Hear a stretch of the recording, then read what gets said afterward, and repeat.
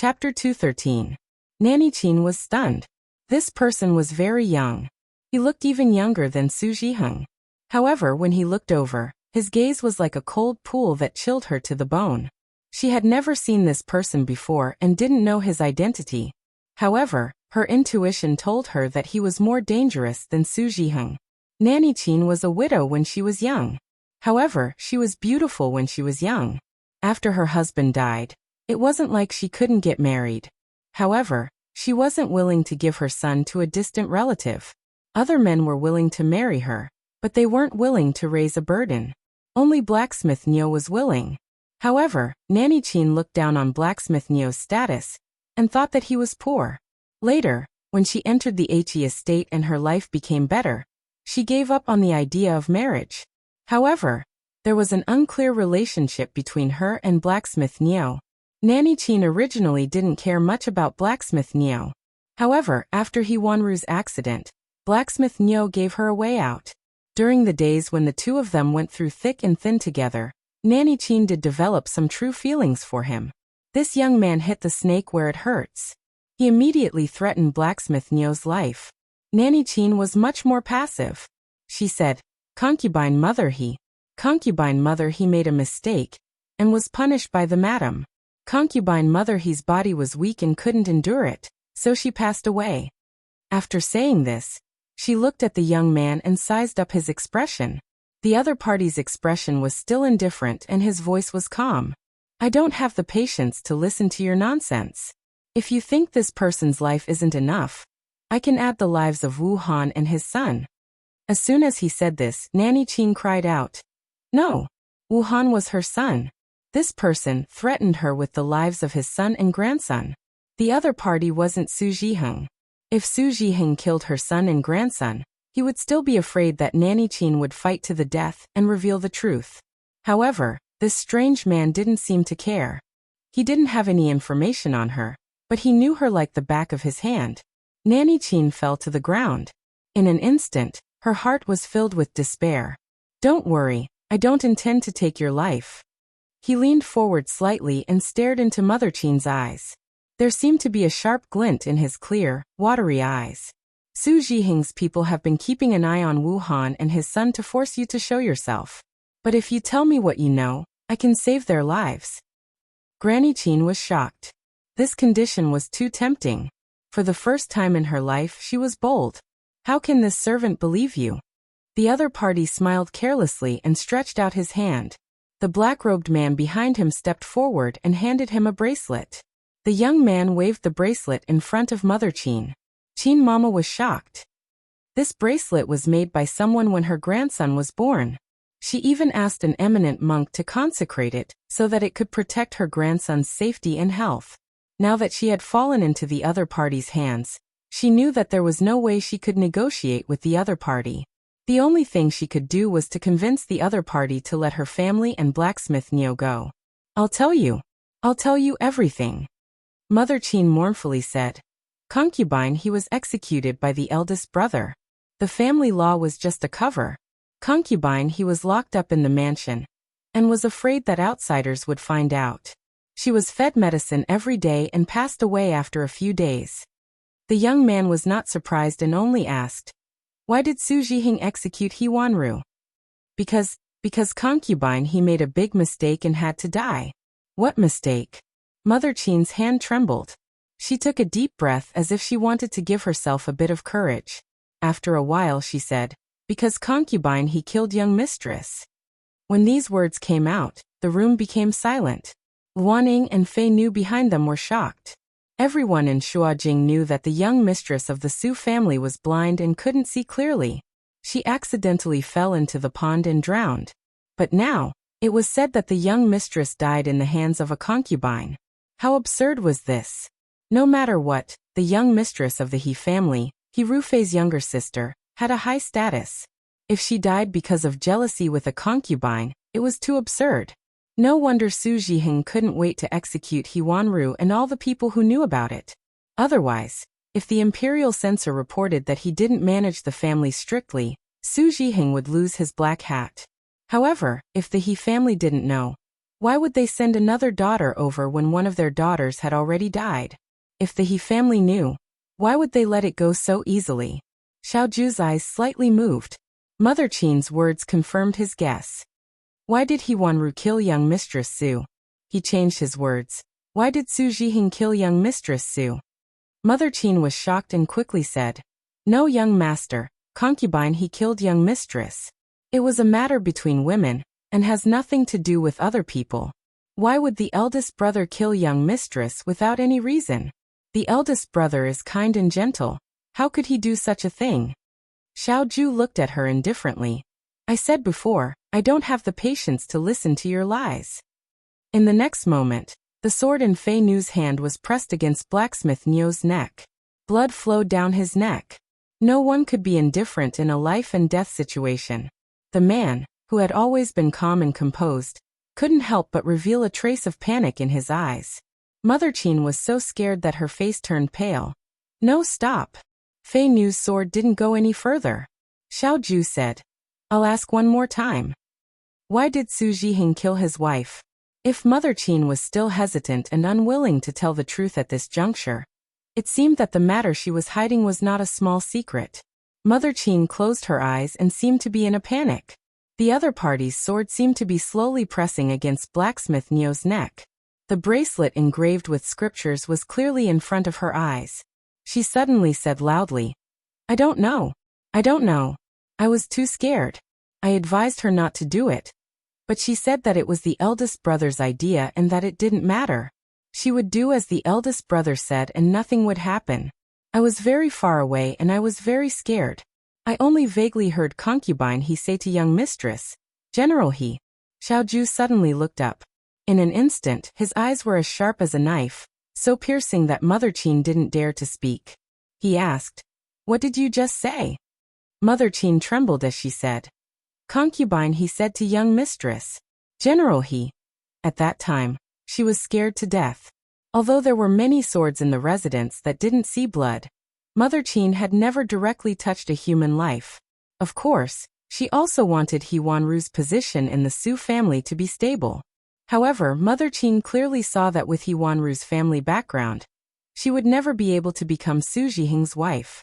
Therefore, when He Wanru told her that she wanted to kill He Yin, Mother Qin was shocked and tried her best to persuade her to give up the idea. However, He Wanru steeled her heart and refused to listen to her. Mother Qin felt that it was strange. In the end, He Wanru finally revealed the truth. This matter was ordered by Su Zhiheng and the person who wanted to kill He Yin was Su Zhiheng. However, He Wanru refused to say why Su Zhiheng wanted to kill He Yin.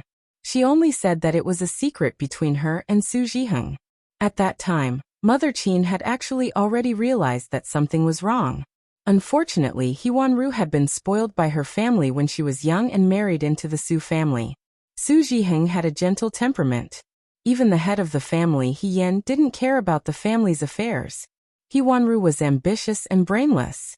She didn't listen to Mother Qin's words. By the time Mother Qin wanted to do something, it was already too late. When He Yin was drowned that day, Mother Qin hid among the old women outside, and was extremely shocked. He Wanru's battle array was too big. With so many people, it was as if she didn't have any scruples. She vaguely heard the conversation between He Wanru and He Yin. It was as if they were talking in riddles and didn't speak clearly. However, Mother Qin clearly remembered that He Wanru called He Yin General He. General He was General Fei Hong He Ru Fei, and He Yan's elder brother. What did this have to do with He Yin? At that time, Mother Qin didn't understand in her panic. It wasn't until she escaped from the Su family and wandered around with blacksmith Niu that she carefully thought about this matter and smelled a trace of something unusual. She seemed to have caught a glimpse of this secret, but this was really too sensational. Once this secret was exposed to the world, the consequences would be unimaginable. Therefore, Mother Qin would never speak of this matter unless it was absolutely necessary. Now, every time she thought of the scene that day, she felt a chill all over her body. That day, under the watchful eyes of everyone, young Mistress Su was forced into a pool of cold water and never came out again. However, everyone who was present at that time was already dead in the eyes of others.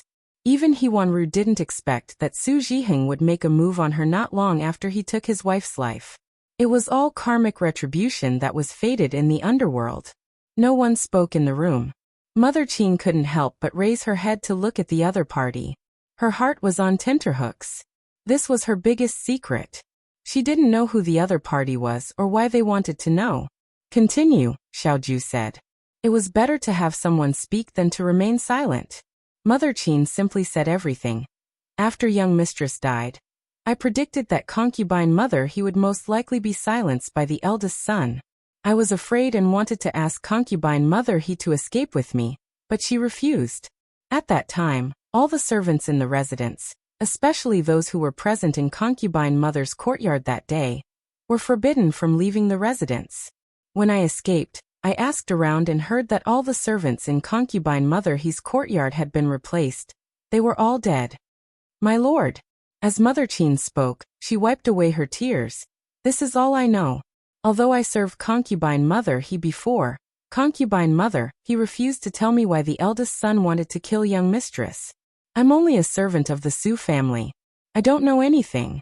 I beg you to let us go. Xiaoju stood up and looked at the two of them, saying, You two can stay here for the time being. Then he walked out of the room. The imperial bodyguards outside the door followed him in. Xiaoju walked forward. This wasn't a Xiao family but a courtyard. Luaning and Fei Nu walked beside Xiaoju.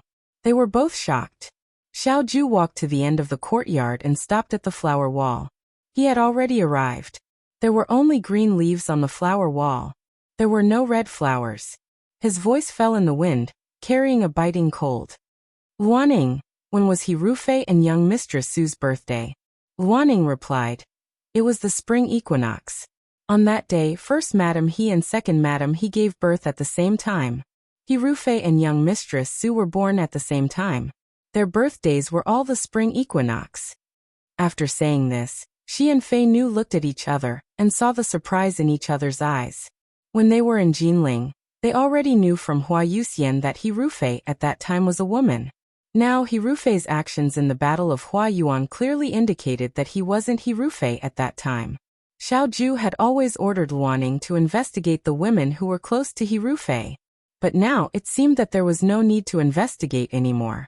Although Mother Qin only said General He, these three words were already very clear.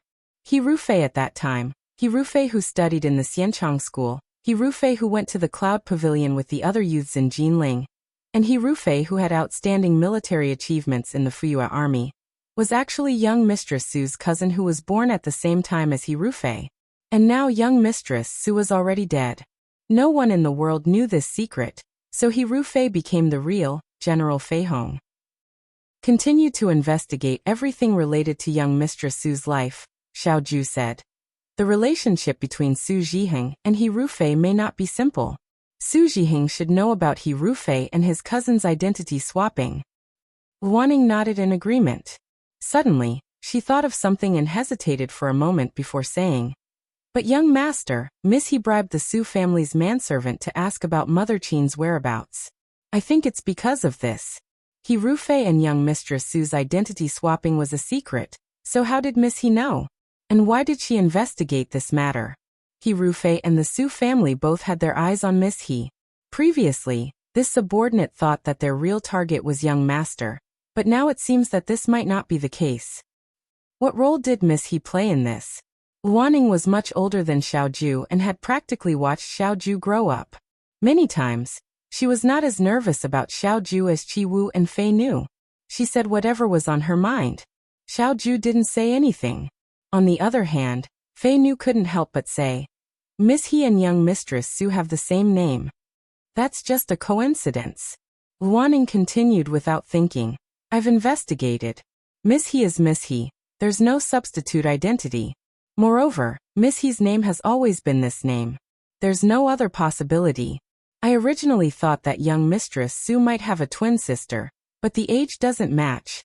Moreover, the He family's neighbors can testify that Miss He looks like her mother. Therefore, He Yan definitely couldn't be young Mistress Su's twin sister. Regarding He Yan, let's stop here, Xiaoju said. I know what I'm doing. Fei Nu and Luaning looked at each other in dismay. No one had thought that such a simple matter would lead to so many follow-ups. Not only did they discover the shocking secret of He Rufei and his cousin's identity swap, now even He Yan's behavior became confusing. But since Xiao Ju had spoken, they could only do as instructed. Xiao Ju said, "Watch these two people, don't let them escape." The two complied. When Fei Nu and Luaning left to do their own things, Xiao Ju looked at the quiet sky. In the winter of Shuojing, there were only a few stars scattered on the black velvet cloth, like the glimmering light of a clear spring in the sky. Under the water, lanterns were lively and bright. The longevity noodles on the boat were steaming hot, and the cups made of leaves were sweet like honey. The girl's face was hidden behind the lanterns. At that time, the night was too beautiful, and the wind was too cool, so much so that people neglected to notice that her eyes were a little red from the steam rising from them. He raised his eyebrows and asked, "Isn't today your birthday?" The girl's eyes curved. "Commander-in-Chief, you're so good to me, thank you." He slowly lowered his head, and his gaze fell on the reflection of the water in the pond beside his boots. That day was Jiang's water god festival, the spring equinox. Yan's mood was really not good. Since she wasn't able to find blacksmith Niu and find Mother Qin's whereabouts, she had many suspicions in her heart. If Su Jiheng had found Mother Qin before her, Mother Qin would have been doomed. To her, she would have lost an important witness. She originally wanted to see Fu Wang, but now she was embarrassingly short of money, and the Su family's manservant was particularly greedy. If she went empty-handed, she was afraid that she wouldn't be able to get any useful information. Therefore, on the second day He Yan returned from the market, everyone in the He family noticed that she was in low spirits. "Yan Yan, father was passing by East Street today. I heard that the young ladies who came to Shuojing had a kind of perfume. Father bought one for you. You can apply it on your hands every day, and it will also smell good." He Yan listlessly said, "Thank you, father." He Sui was also very distressed. Originally, this daughter of his was born with the countenance of a flower and the face of the moon. Although her temperament was a little arrogant, she was still a girl, so she was delicate and lovable. Her colleagues and friends all knew that this daughter of his was weak and beautiful. Now that He Yan was back, her temperament was completely different from before. Not only did she wake up in the morning to practice martial arts and chop firewood, she didn't use the rouge and face powder that he bought for her in the past.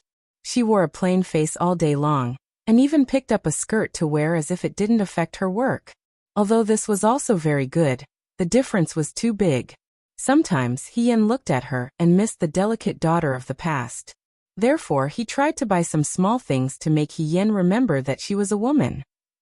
Although he felt that He Yan was also very good like this, General Feng Yan was marrying a wife, not marrying a brother back. He Yan and Xiao Ju couldn't go out together. Outsiders would say that He Yan looked more like a man than Xiao Ju. What kind of situation would that be? He Yan didn't know that his actions had already distressed He Sui to such an extent. She was only concerned about Mother Qin's matter. Although he knew that blacksmith Niu would most likely not appear in Changmao Ironworks again, there was still a trace of hope in his heart. After another 2 days, before the sun rose and He Sui and He Yunqing left the house, He Yan quietly got up in the dark, folded the bedding, and led Xiang Xiang to the town again. Therefore, when Qing Mei got up to feed the horse, she screamed like she did a few days ago. This time, she was much more mature than the last time. She didn't cry when she saw that there was no one in the house. Instead, she walked to Qi Wu's room and politely knocked on the door. Qi Wu opened the door. "What's the matter?" Qing Mei smiled and scolded him. "Young Master Qi Wu, did you sleep too soundly? Mistook Xiang Xiang out again. Didn't you notice?" Qi Wu. Chapter 214. This time, He Yan went to Changmao blacksmith shop very early. As for the chaos after she left, Qi Wu would probably appease Qing Mei. The first time was unfamiliar, the second time was familiar. Now that she knew the way, her journey would be much smoother. However, she did not expect that there would be guests at home today. When Xiao Ju arrived at the He residence, there was not a single person at home. Qing Mei was not there, Qi Wu was not there, and He Yan was definitely not there. The He residence's main door was tightly shut. It was already dilapidated and looked like an abandoned old residence that no one lived in. Xiao Jing and Bai Rongwei had visited once before. After returning home, Bai Rongwei tactfully asked if they should find another residence for the He family. Xiao Ju refused. Although this was not a difficult matter, with He Yan's temperament, he would probably say something like, "I don't deserve a reward for nothing." Emperor Wen Xian was also an emperor, who did not eat the hardships of the world. He was given the title of Marquis, but he was not given a residence. Even his salary was suspended for a year. However, when he was in the Liang province guards, he also received some silver as a reward. This silver should be enough to buy a residence for the time being. He lived on a street that was surrounded by ordinary people. During the day, they all had to go out to work. It was unlike the previous night when everyone came to watch. There was no one at home. Xiao Ju pondered for a moment, and was about to leave. Just as she turned around, she bumped into someone. This person saw Xiao Ju and was shocked. "Military Governor Xiao, why are you here?" It was Jiang Jiao. Jiang Jiao did not wear the robes of the new recruits today. He only wore a bamboo-colored brocade robe. Xiao Ju did not immediately recognize him. However, as soon as Jiang Jiao spoke, he secretly scolded himself. He was now Xiao Ju's fiancé. It was natural for Xiao Ju to come to find her. Why was he surprised? Military Governor Xiao is here to find brother He. Miss He, right? Jiang Jiao wanted to redeem himself a little, but he looked at the tightly shut door behind him. "I just passed by here and asked a fruit vendor. He said that this is the He family. Why is there no one in their house today?" Xiao Ju shook her head and looked at him. "Why are you here?" "Oh, I'm here to give Miss He a sword." Jiang Jiao scratched his head. "The soldiers in the camp who live in Shuajing have one day a month to go home to visit their families. I went home yesterday, so I should return to the camp today. Before I go back, I want to give this sword to Miss He." Xiao Ju raised her eyebrows slightly. Jiang Jiao snapped out of his daze. He was afraid that Xiao Ju would misunderstand, so he explained, "It's because Miss He was assassinated in Shuajing a few days ago. Everyone in the Liangzhou guards knows about it. My brothers are worried that something might happen to her. My family runs a martial arts club, so I wrote a letter to my father asking him to find a sword for Miss He." He weighed the long sword wrapped in cloth in his hand and seemed to be surprised. "It's not a precious sword, but it's light and sharp. Since Miss He has a sword with her, if she goes out in the future, even if she is attacked by blind assassins, she will still have a suitable weapon in her hand." "Sword?" Xiao Ju frowned. "Why would you want to give her a sword?" Jiang Jiao didn't expect Xiao Ju to ask such a question. "Miss He's swordsmanship is exquisite. If I want to give her a weapon, of course I should give her a sword. Although her whip and knife skills are good, I think her swordsmanship is better, so I chose this sword." Xiao Ju stared into his eyes. "How did you know that He Yan's swordsmanship is exquisite?" "It was when we were in the Rundu." Jiang Jiao suddenly understood. "Oh right, when Miss He used the sword, the commander-in-chief wasn't in the Rundu yet, so he didn't see it. Wang Ba, I, and the others all saw it. That day, Miss He led us to attack the Yudo camp. We all wore devil masks. The mask Miss He wore was different. According to Lord Li, it was exactly the same as the mask General Fei Hong wore. That day, Miss He wore the mask and pretended to be General Fei Hong to defeat the Yudo. At that time, she used a sword. Although I haven't seen General Fei Hong use a sword, I feel that Miss He's swordsmanship isn't inferior to his."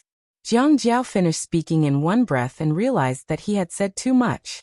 Although he and He Yan were friends and had nothing to do with each other, now that He Yan was Xiao Ju's fiancé, it was better to avoid arousing suspicion. Thus he coughed lightly. "I came here today to deliver the sword. I didn't expect Miss He to be home alone. Since we met Military Governor Xiao here, why don't Military Governor Xiao give this sword to Miss He?" He handed the cloth bag in his hand to Xiao Ju. "It's getting late. I have to leave the city and return to the camp. I'll have to trouble Military Governor Xiao with this matter. Thank you."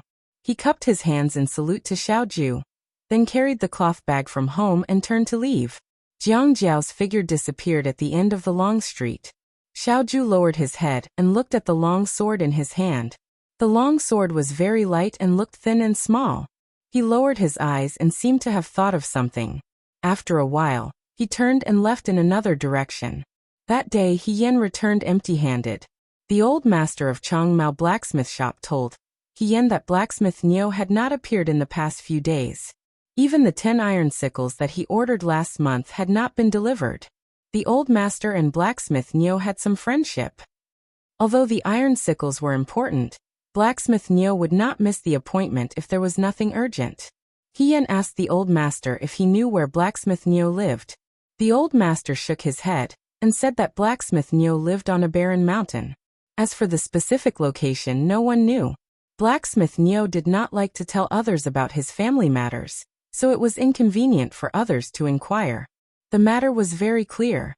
Blacksmith Niu and Mother Qin had most likely been found by Su Zhiheng's men before she did.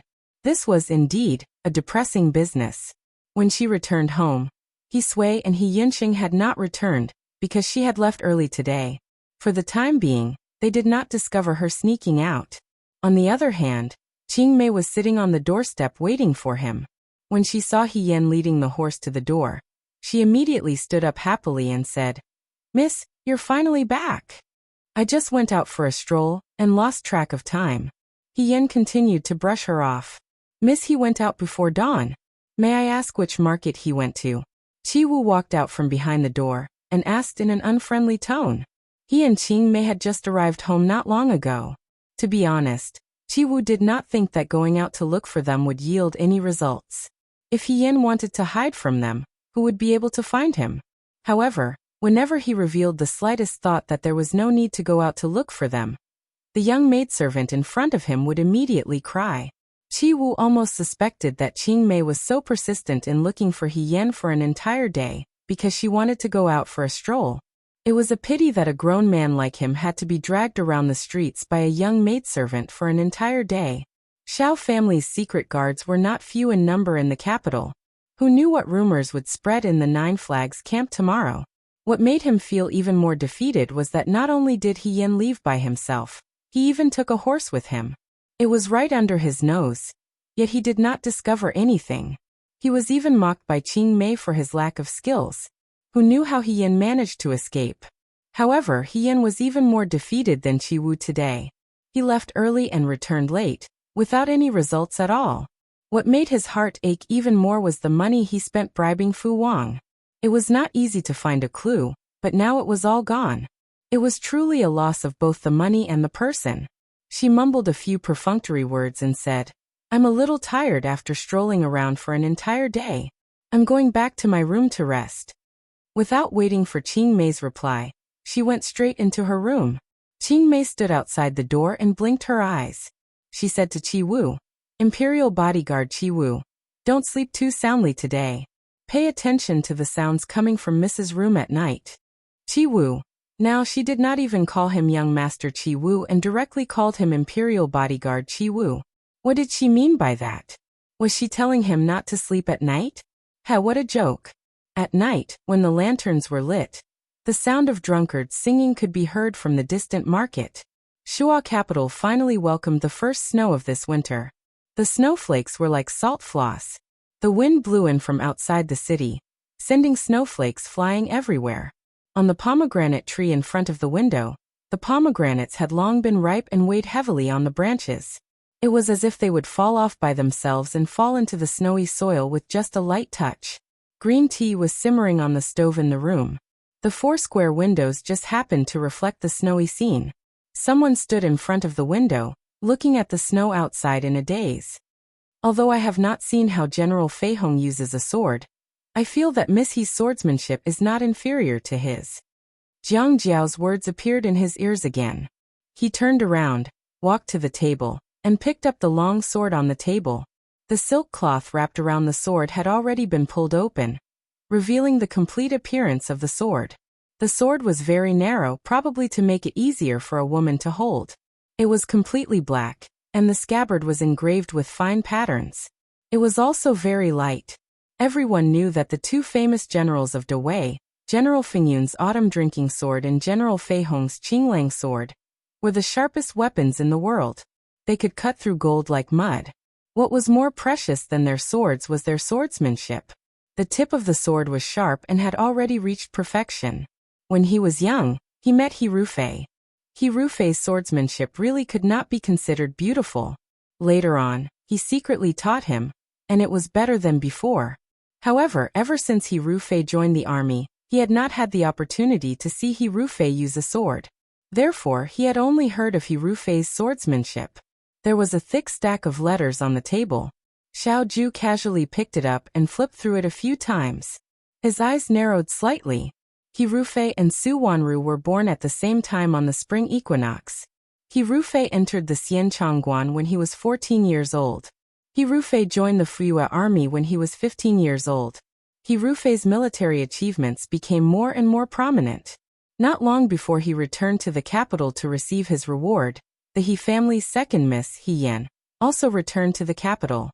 He Rufei received his reward and was conferred the title of General Feihong. It happened almost at the same time as the He family's second miss and Su Zhiheng's engagement. The He family's second miss became Su Wanru. 3 months after Su Wanru married into the Su family, Su Wanru became blind. A year later, she lost her footing and drowned. Regarding this deceased Su Wanru, there were pitifully few things that could be found about her life. Other than marrying Su Zhiheng, she did not do anything noteworthy in the He family. It was as if she was an inconspicuous speck of dust that few people paid attention to. The only thing in her life that could be tainted with a bit of brilliance was that after returning to the capital, she had a good marriage that everyone was envious of. Unfortunately, this little bit of good fortune seemed to have used up all of her luck. After that, she became blind and died. Like a speck of dust, she returned to nothingness. Her birth and death, compared to her brother He Rufei, were like tiny pebbles thrown into the ocean, unable to cause the slightest splash. When people heard it, at most, they could only sigh. A pitiful, lowly woman who no one paid any attention to.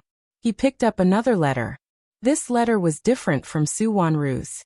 It was densely packed with records of all the interesting things that happened to a girl with the same name and surname since she was born. She was the daughter of He Sui, the military officer of the city gate. Although her mother died when she was young and her family was poor, she was pampered and spoiled by her father's care. She was lively, just like any other young girl who grew up in an ordinary family in the marketplace. She loved rouge, fragrant powder, and beautiful clothes. Her hands were unable to lift her shoulders, and her biggest wish was to marry into a well-off family. If this family also had an official position in their hands and a handsome husband, then she would be thankful to the heavens and earth. Her dispute with Fan Chung was known to all of the neighbors. If they wanted to know about a little girl who grew up on the street, they could easily go door to door and ask about her past.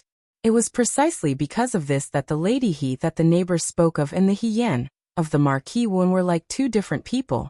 Lady He loved to be beautiful and charming, but He Yan only wore men's clothes all day long. Lady He was particular about clothing and residence. He Yan could even squeeze into a large bunk with a dozen or so other men. Lady He had a delicate and weak body. She would pant after taking 2 steps. He Yan ran on time every day in the Liang Province Guard. She could easily throw 100 Jin stone weight. It was the same face, but her temperament was completely different. She knew how to memorize Wu Zi's art of war, and knew the drill of military formations like the back of her hand. She could see the weakness of Yudo's military strategy at a glance, and she could also face the enemy's long blade without batting an eyelid. It was impossible for such a genius to exist in the world, and it was impossible for such a genius to appear in the Liang Province Guard. However, if this person wasn't a genius, but rather a valiant general who grew up in a treacherous battlefield, then it seemed that all those inexplicable things had a reasonable explanation. Xiao Ju was silent for a moment. She put all the letters in her hands back into the drawer, and turned to leave. His courtyard was very large, and there were many empty rooms. Xiao Ju walked directly to the innermost room. There were guards at the door. When they saw Xiao Ju walk over, they made way for her. Xiao Ju walked in. Inside the room, Mother Qin and Blacksmith Niu were sitting on the edge of the bed, talking about something. When she saw Xiao Ju, Mother Qin was so frightened that she immediately stood up and said, "Sir." Currently, Su Zhiheng was searching everywhere for Mother Qin's whereabouts. The 2 brothers that he had brought back from outside the city were still in that courtyard. It would be troublesome for Mother Qin to stay there, So Xiao Ju ordered people to send them to their own courtyard. Even if Su Zhiheng had the guts as big as the sky, he wouldn't dare to go to the Xiao family to look for them. There were guards at the door, so Mother Qin couldn't escape. After Xiao Ju walked in, she didn't say anything. She only looked at Mother Qin. Mother Qin's body trembled slightly. Up until now, she still didn't know anything about this handsome young man. However, every time she looked into his eyes, she couldn't help but feel a chill run down her spine. How did young Mistress Su die? Xiao Ju asked. Mother Qin was stunned for a moment. Then she subconsciously replied, "Concubine mother, he killed her." "I'm asking, how did she die?" Only then did Mother Qin return to her senses. She swallowed her saliva and said, "This servant isn't too clear about what happened that day.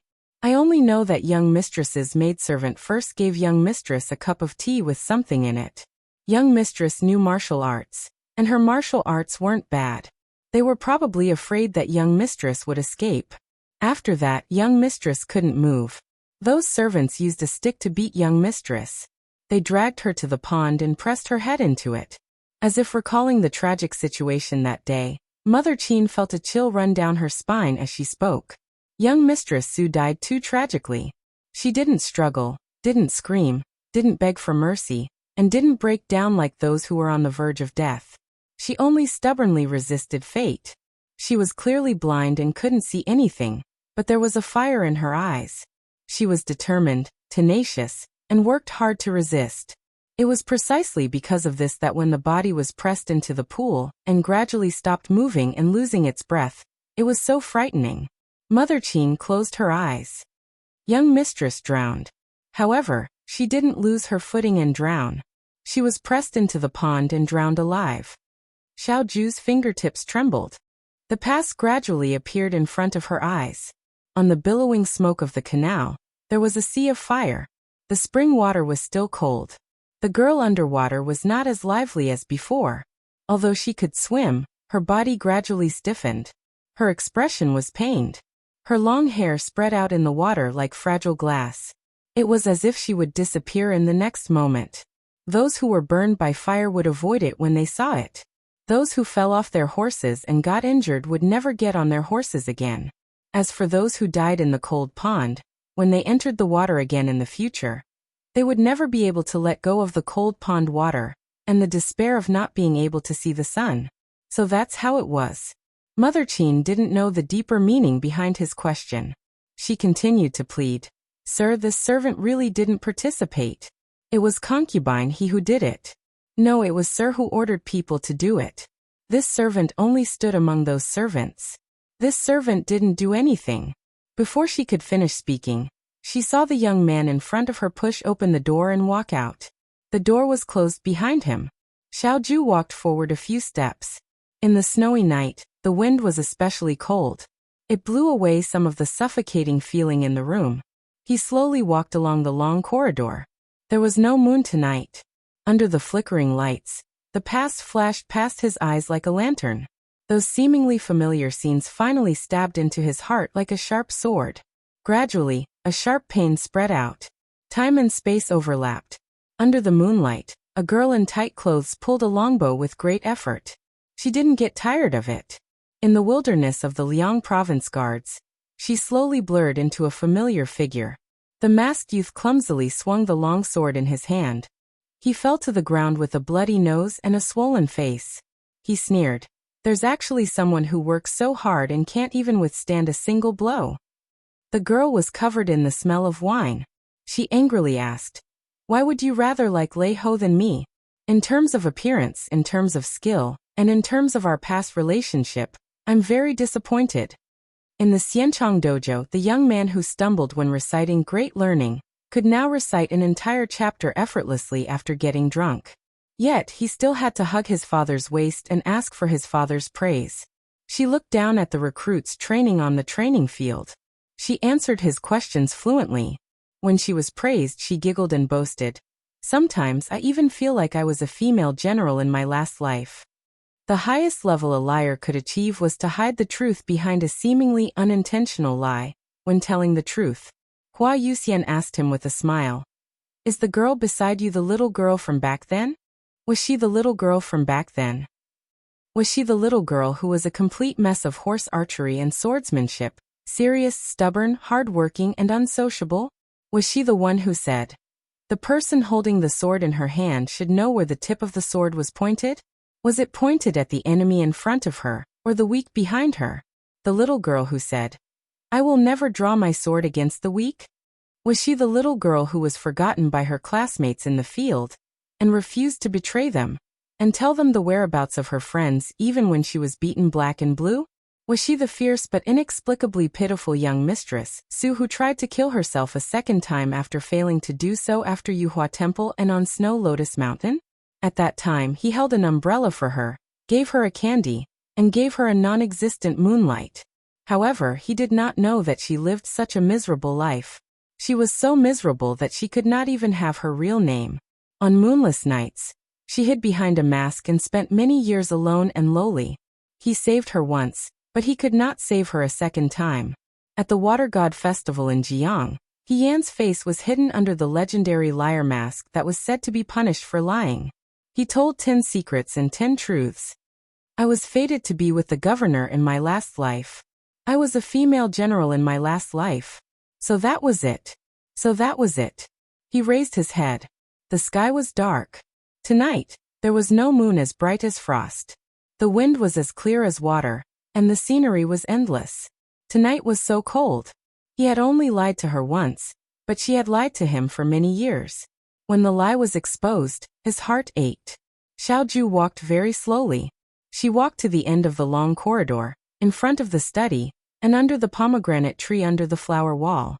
There seemed to be a girl smiling like a flower, trying to reach out and pick the pomegranate that was still young. Again and again, her back view gradually overlapped with that of a spring day many years ago.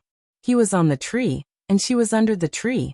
The mask covered the little girl's face firmly, only revealing a pair of bright eyes and a comical posture of her trying her best to pounce on the yellow loquat. The white-robed young man landed lightly on the ground. He looked at the thin and short girl in front of him, and the corners of his mouth curled up slightly. That day, the spring breeze was warm, the sky was blue, and the water was blue. It was just like the first time they met. Someone's voice sounded in the sky, in the wilderness, by the spring water. It carried an indescribable sense of loss, and scattered in the night wind with countless fireflies in the depths of the dense forest. Sometimes, after being someone's substitute for so long, it's hard to avoid forgetting who you are. Governor, you must remember my name. My name is... The young man's beautiful and clear eyes gradually darkened. He lowered his eyes and looked at the sachet that was tightly held in his hand. He softly said 2 words. Yan. Chapter 215. It snowed the entire night. When they woke up the next morning, the courtyard was covered in a layer of silver frost. Qingmei woke up early to make porridge. Before cooking, she took a look to see if there was anyone in He Yan's room. Seeing that He Yan was putting on his clothes, she asked curiously, "Miss, why are you up so early? It's cold, why don't you sleep a little longer?" "It's fine." He Yan stretched. "I'm used to it." In the Liang province guards, he had to wake up early every day. After returning to the capital, it was not easy to change this habit. While Qingmei was cooking porridge, He Yan picked up the broom in the corner of the courtyard to sweep the snow. "Miss, put it down. How can you do this? This servant can do it," Qingmei said in a panic. He Yan smiled. "You still want to cook porridge? How can one person do 2 things? Forget it, it's just sweeping the snow. I did much more difficult things than this when I was in the guard station. Don't worry about it." Qingmei was very insistent. "No, Mississippi. Take the stove and sit in the room. This servant can do it." "It's really fine." Chi Wu, who was squatting in the corner, suddenly felt very uncomfortable. Although he was ordered to protect He Yan, the He family was very poor. They only had one servant, Qingmei. Now that the young miss and the servant girl were fighting to sweep the snow, it was very difficult for a man like him to pretend that he did not see. After hesitating for a moment, Chi Wu stood up and said, "I'll do it." Before He Yan could say anything, Qingmei's eyes curved into crescents as she smiled and stuffed the broom into Chi Wu's hands. "Then I'll have to thank guard Chi Wu." Chi Wu. He suspected that this servant girl was waiting for him here. Yan was a bit embarrassed. Qi Wu was a talent in the Nine Banners camp. He usually followed Xiaoju around, so he probably had never done something like sweeping. If a sword-wielding imperial bodyguard was a servant, it would seem that the He family was bullying him. Yan said, "Forget it, let me do it." "It's fine." Qing Mei giggled. "Imperial bodyguard Qi Wu is very good and strong. Miss, your body is not good, so you'll be fine after some rest." Qi Wu thought to himself, "This servant girl probably didn't see how our young miss lifted a 100-pound boulder by herself in the Liang province guard. However, since there were 2 women here, it was better for him to do the work of sweeping the snow. If it in, of the corners." After Qi Wu finished sweeping the snow and Qing Mei finished cooking the porridge, the 3 of them ate together at the table. He Sui and He Yinxing had left early. Qing Mei had made pancakes the night before for them to take with them. After eating, He Yan sat in the room in a daze. She wanted to go to the Su family to find Fu Wang, but when she opened the drawer, there was not a single banknote inside. She couldn't help but feel sad. If she had known earlier, she would have borrowed the stack of banknotes from Xiaoju when she was in the Xiao family. But now with her status, she was embarrassed to borrow it. How about she go find Lin Shuanghe? While she was worrying about the banknotes, a gray-feathered pigeon flew into Qi Wu's storage room. It stopped on the beam and looked at him with its beady eyes. Qi Wu opened his hand and the pigeon flew into it. There was a small copper pipe tied to the pigeon's leg. Qi Wu untied the copper pipe and took out a piece of paper from it. After he finished reading the paper, there was a puzzled expression in his eyes. After a while he sorted out the paper and released the pigeon. He walked to He Yan's room and knocked on the door. He Yan opened the door and saw Qi Wu. He asked, "What's wrong?" The scabbard of young master's autumn drinking sword cracked when he fought the Wutong people in Jiang. Qi Wu said, "The autumn drinking sword was forged by the master swordsmith, Lu Daichuan. The autumn drinking sword is now being forged by Master Lu." He Yan nodded. He didn't understand what Qi Wu's words had to do with her. "Young master went out of the city to retrieve the sword today. Young master went out of the city and I also have to go out, so I can't go and retrieve the sword. Master Lu has a rule. He won't wait for people who are late. If he misses this day, he will have to wait for 100 days before he can come out again. Besides the sword owner, only the person closest to him will go to retrieve the sword." He Yan was speechless. That's a bit too strict. However, all capable craftsmen in the world more or less had their own temperament. Since Lu Daichuan could forge a precious weapon like the autumn drinking sword, it was understandable that he had such a quirk.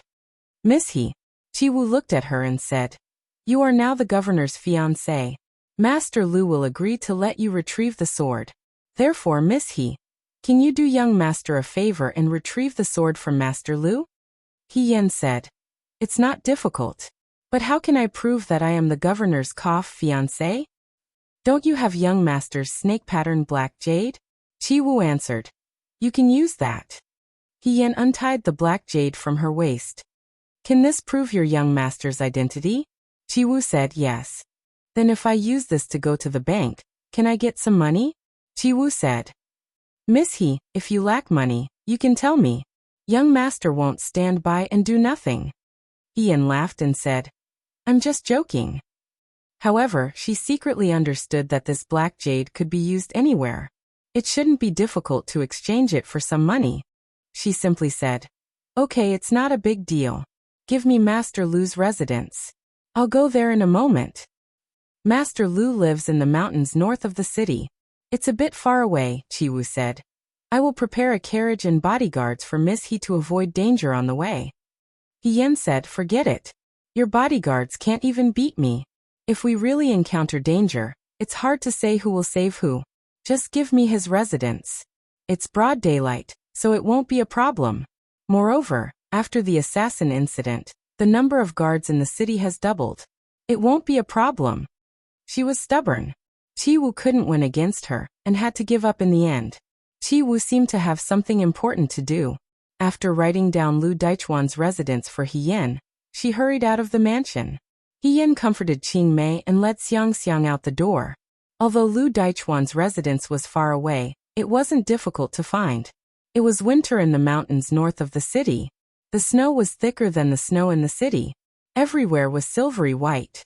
If the carriage traveled in the mountains, it would take a day and a night. He Yan was glad that he didn't listen to Qi Wu's advice to take a carriage. Instead, he rode a horse. At least he could catch up with Master Lu before sunset. Lu Daichuan was also a wonderful person. He Yan had thought that since he lived in the mountains, he must be a sage-like master. Who knew that this man had built a palace-like residence in the mountains, which was extremely gorgeous. As soon as He Yan entered, 2 giant tigers ran over and growled at her. Xiang Xiang jumped in fright and almost threw He Yan off. He Yan held onto the reins and comforted Xiang Xiang. When he got off the horse to take a look, he found that the 2 tigers were actually made of wood. Their eyes were black gems with green light, shining brightly in the dark. At first glance, they looked exactly the same as the real thing. He Yan was surprised. This was probably Lu Daichuan's work. He was indeed a skilled craftsman. The door wasn't closed. The 2 giant tigers were still growling at He Yan, but they didn't do anything else. He Yan thought for a while and pushed the door open to enter. As soon as he entered, he felt that this place was like a smaller version of Dawei. In the courtyard of the northern lands, there was a small canal that looked like a river town in Jiangnan. Inside the canal, there was a small boat that could only fit 1 person. There was even a gauze curtain on the boat, and moving music could be heard from it. Upon closer inspection, there was no one in the boat, only a wooden box. The flowers and plants on the wall were fake, but they were lifelike. Even though it was winter, it was lively and bustling. Some colorful stones were scattered on the ground. They shouldn't be gems, but they were shining and attracting people's attention. He Yan felt as if she had entered the legendary Dragon Palace. It was as if she had entered a fairyland. She couldn't help but sigh in admiration. This person was such a skilled craftsman. No wonder he could forge a sword like autumn wine. She had just walked to the main hall when the door opened with a crash. He Yan walked in and saw a man in a white robe sitting in the large hall. This man was cutting a bamboo dragonfly. He was probably at the last step.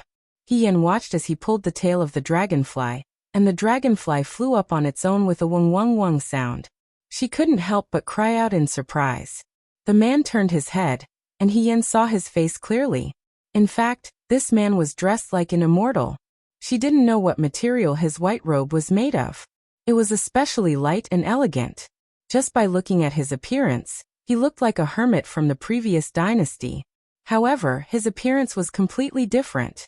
This person was very round. It wasn't an exaggeration to say that he was like a round ball. When he looked over with a smile, he looked like a Maitreya Buddha. He didn't have the air of a high scholar. This was somewhat beyond He Yan's expectation. She thought she would see a cold, arrogant, and eccentric old man with a white beard. She didn't expect to see such a kind fat man. Moreover, this person looked very young, probably in his 20s. It was a young fat man. "We have a guest." The man smiled. "Are you Master Lu?" He Yan took off the jade pendant from her waist and showed it to him. "I'm here to get the sword for Military Governor Xiao." Lu Daichuan saw He Yan's jade pendant and was stunned. "Why do you have Xiao Huijin's sword? Are you Xiao Ju's fiancé?" He Yan was caught off guard by the question, and didn't know how to answer for a moment.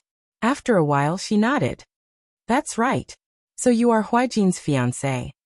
Lu Daichuan nodded and looked at He Yan again. "Not bad, not bad." He Yan felt inexplicably uncomfortable. She thought for a while and asked, "Master Lu seems to have a good personal relationship with Military Governor Xiao?" This person looked amiable. He wasn't as unreasonable as Qi Wu said. "It's not good, but it's also not bad." Lu Daichuan shook his head with a smile and clapped his hands. With a creak, He Yan looked in the direction of the sound and found a small wooden figure standing in the hall. It was only 1 foot tall and made into a beautiful woman. It walked into the hall.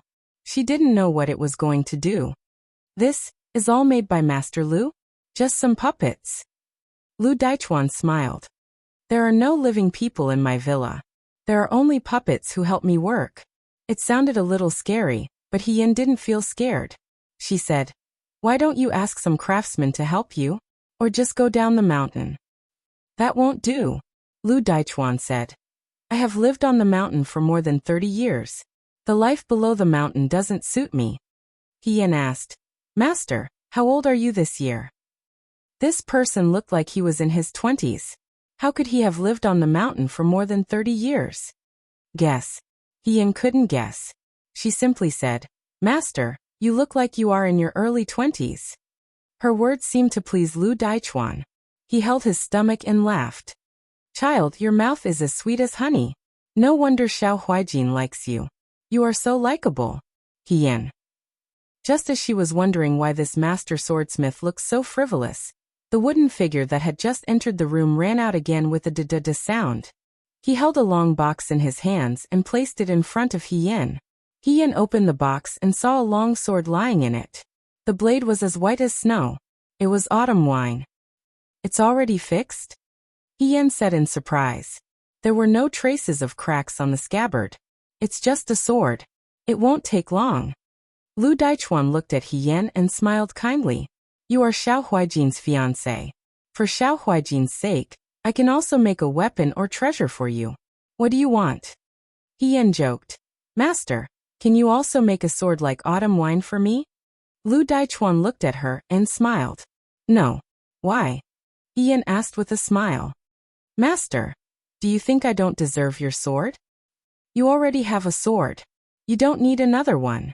He Yan's smile suddenly froze. She looked at Lu Daichuan.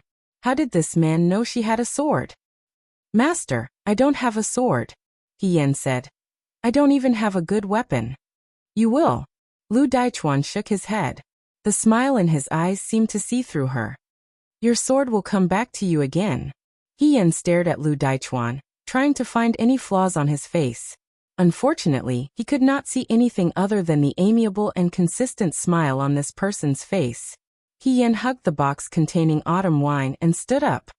Grandmaster, it's getting late. I came here today to retrieve the sword. Now that I have the sword, I should go back. She bowed to Lu Daichuan. Thank you, Master. You're welcome.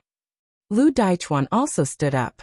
It was not easy for him to stand up because he was fat. It took him a lot of strength to stand firmly like a ball. He clasped his hands and sent He Yan to the door. Beside him were the two colorful tigers and the wooden figure. He looked like a weird king hiding in the mountains. Let's go. He Yan got on his horse and turned around to leave. However, from the view of his back, it seemed as if he was fleeing in panic. The sound of the horse's hooves gradually faded away. Lu Daichuan made a tut sound and looked down at the wooden figure that only reached his calf. Jade, do you think I scared the little girl? The wooden figure hung on his leg and didn't say anything. Forget it. Lu Daichuan shook his head again. He turned around and walked back. As he walked, he said to himself, Huijin, this is all I can do for you. It was getting dark on the mountain. When He Yan came, the sun hadn't set yet. She didn't stay long in Master Lu's Bun. But when she came out, it was already dark. Fortunately, the moonlight was bright tonight. It shone on the snowy mountain, making it brighter than usual. She remembered the way. She rode Xiangxiang down the mountain. But she kept thinking about what she had just said to Master Lu. How did Master Lu know that she already had a treasured sword? Did he already know something? Or was this person really some kind of otherworldly expert who could see the truth of her reincarnation in someone else's body? But she was alone now and knew nothing about Lu Daichuan. She had to wait until she met Xiaoju and asked him who Lu Daichuan was. Then she would make a decision. He Yan sighed in his heart. He had just solved the problem of Lady He, who had disguised herself as a man and joined the Liangzhou guards. Now there was another problem. These days, it seemed like he was solving one problem after another. He Yan's gaze fell on the wooden box in front of him. Fortunately, he had finally retrieved the autumn drinking sword. She didn't know where He Rufei had put her qinglang.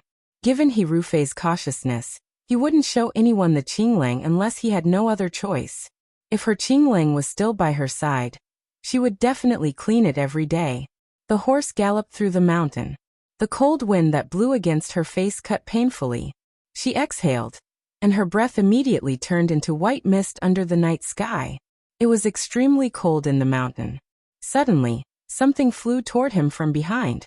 The horse under him was startled and stood up abruptly. Ian pulled on the reins. In the next moment, someone flew from behind him and aimed the tip of a sword at his back. An assassin. Ian dodged to the side and landed on the ground.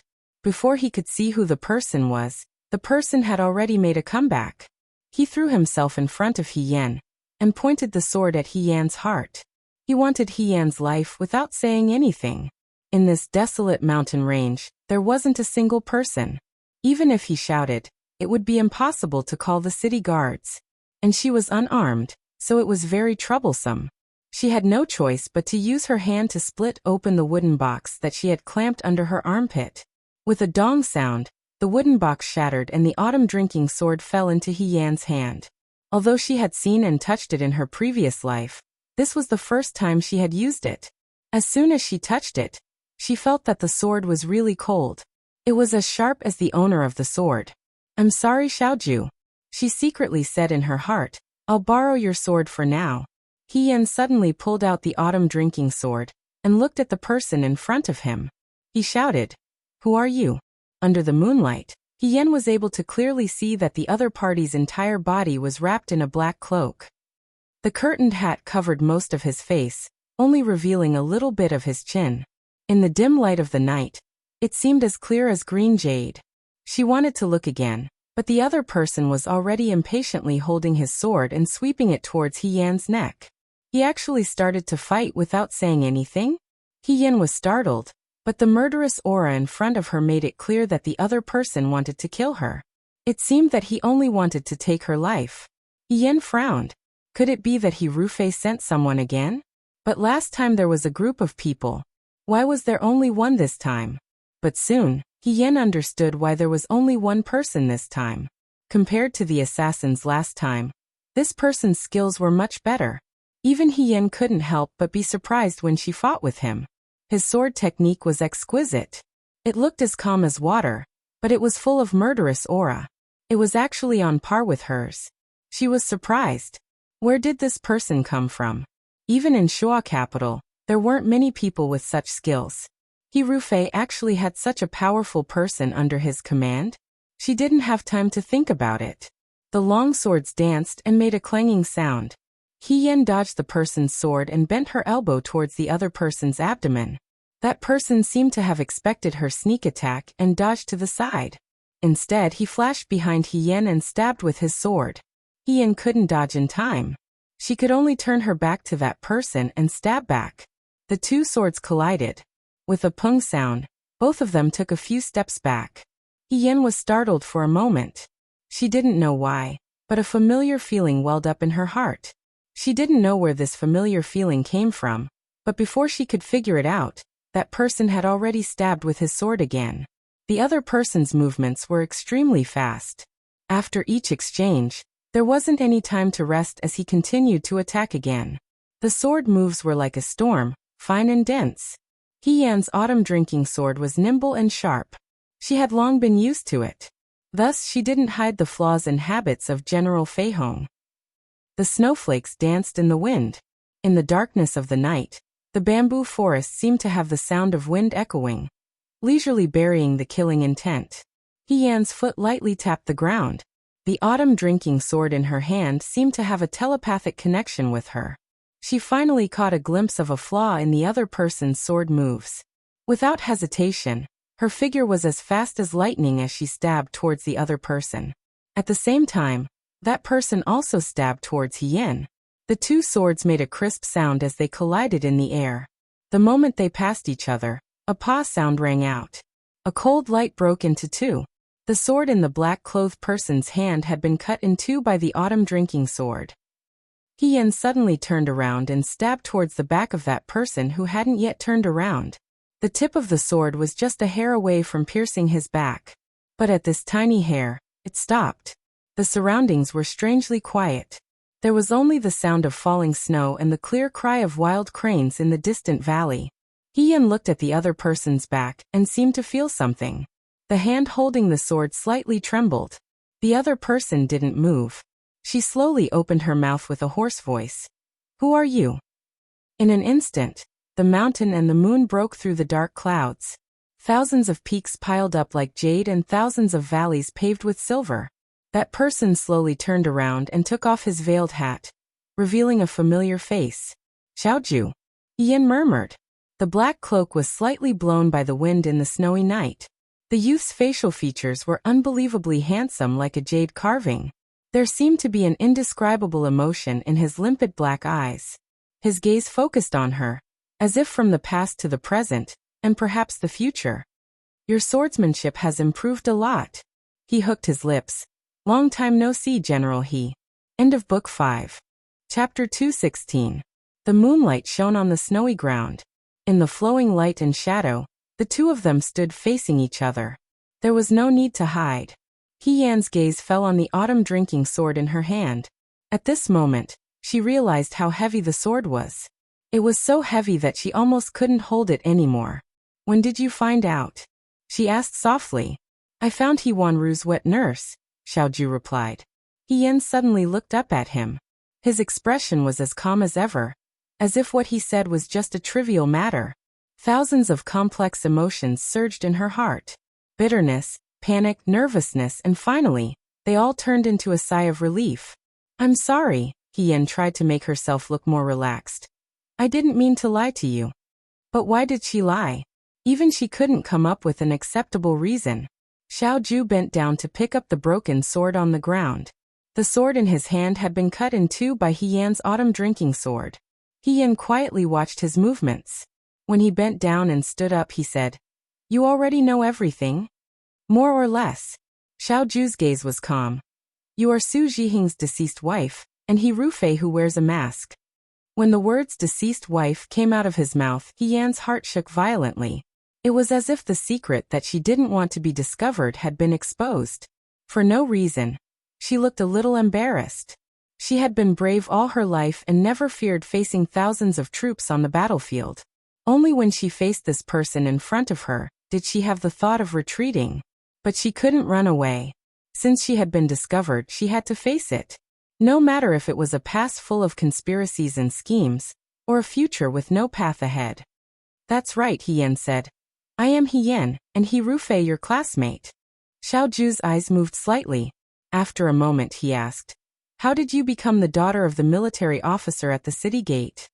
If you've already found Mother Qin, you should already know how I died.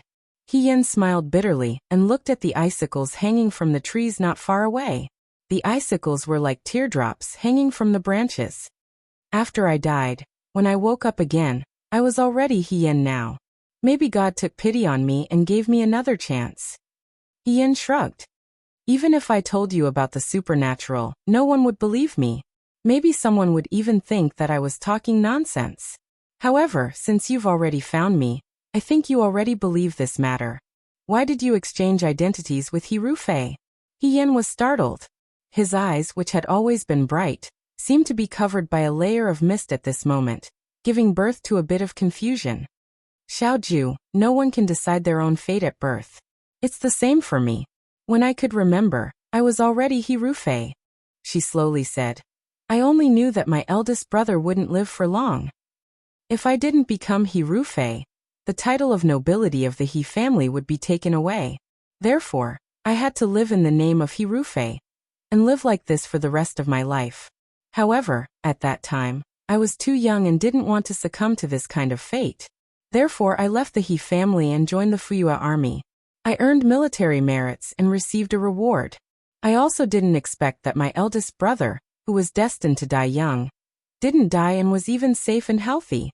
Therefore, when I returned to the capital, everything went back to its original place. He became He Rufei and I became He Yan. This was good. There was nothing bad about this.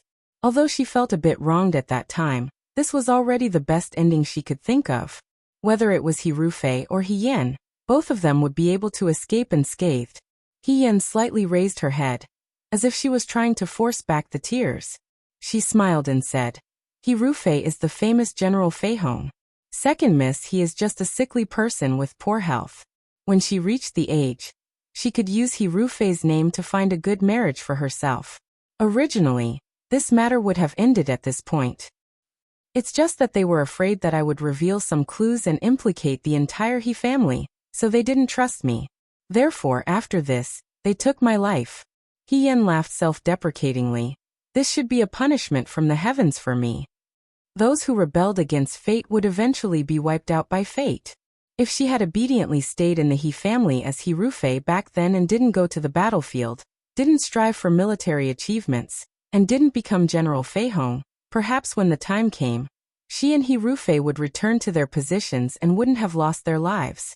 But if someone asked if she could turn back time, and if she had the chance to choose again, would she still leave the He family? He Yan thought that she probably would.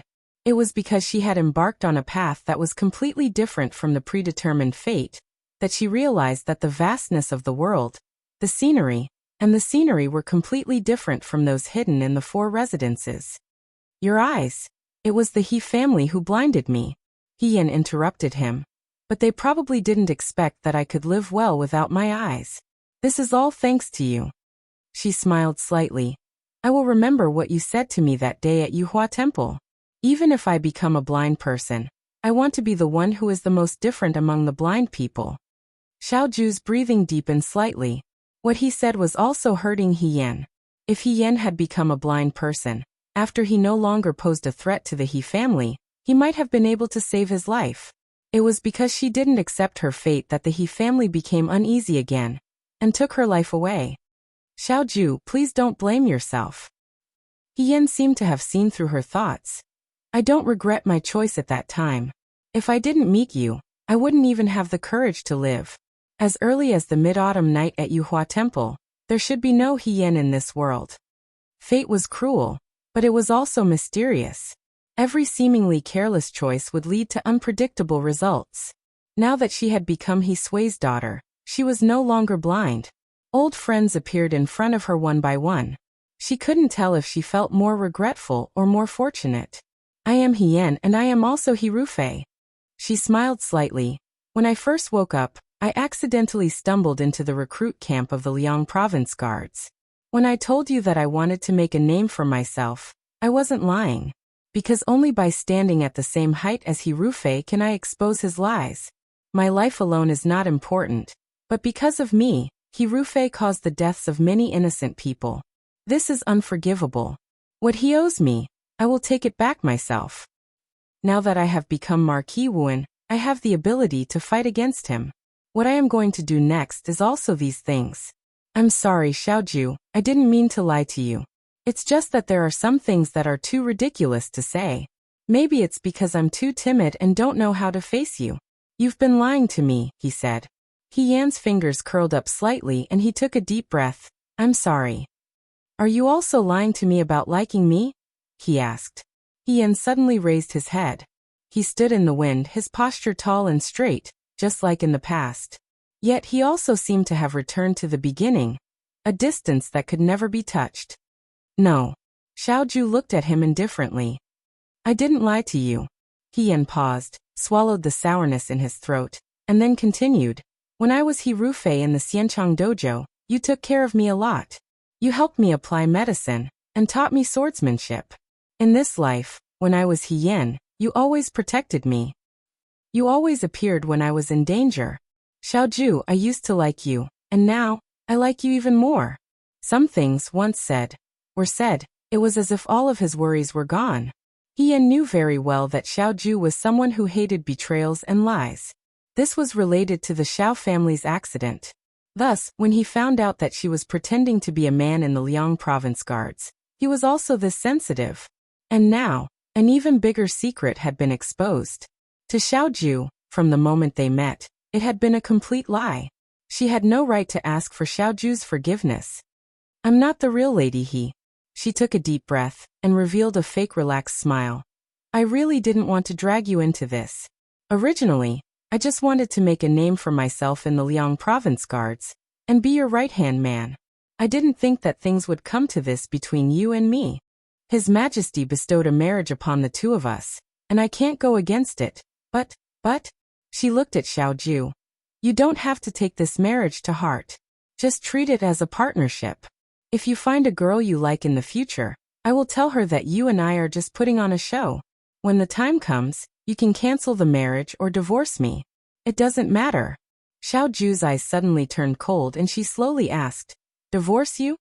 He Yan pretended to be indifferent and sighed. "Actually, marriage doesn't mean anything really. Don't look at how happy Yan Nongguang is and think that there are many benefits to marriage. I've been married before, and if we talk about it, I was happier before I got married. Perhaps I am more suitable to be alone. 2 marriages are not good enough." She joked. "Wait until you divorce me, and I have settled all the debt of gratitude and enmity.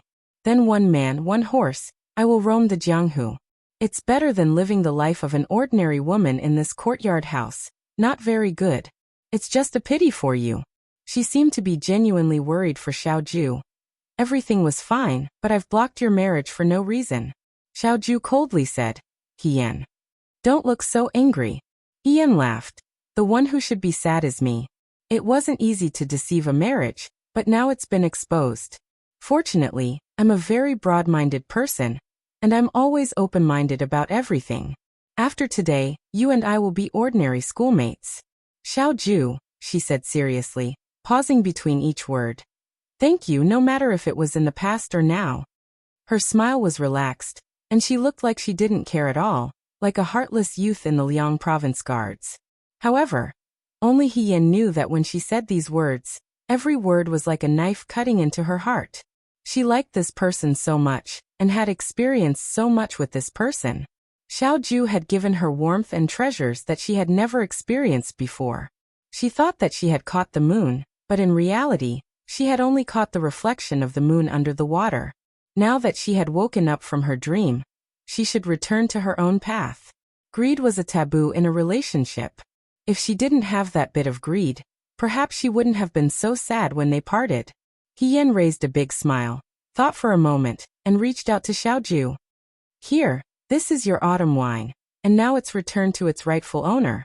The youth didn't move, and his beautiful eyes focused on her, surging with an emotion that He Yan couldn't understand. In the next moment, he strode forward, and He Yan handed the autumn wine back to him.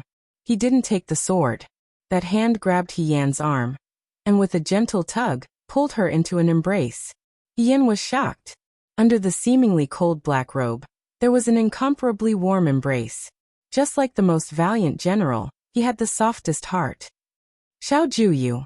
He Yan leaned into his embrace, and could hear the other person's clear and powerful heartbeat. It was more intense than any other heartbeat, as if it was a declaration of the youth's unknown feelings. She raised her head and saw Xiao Ju's chin.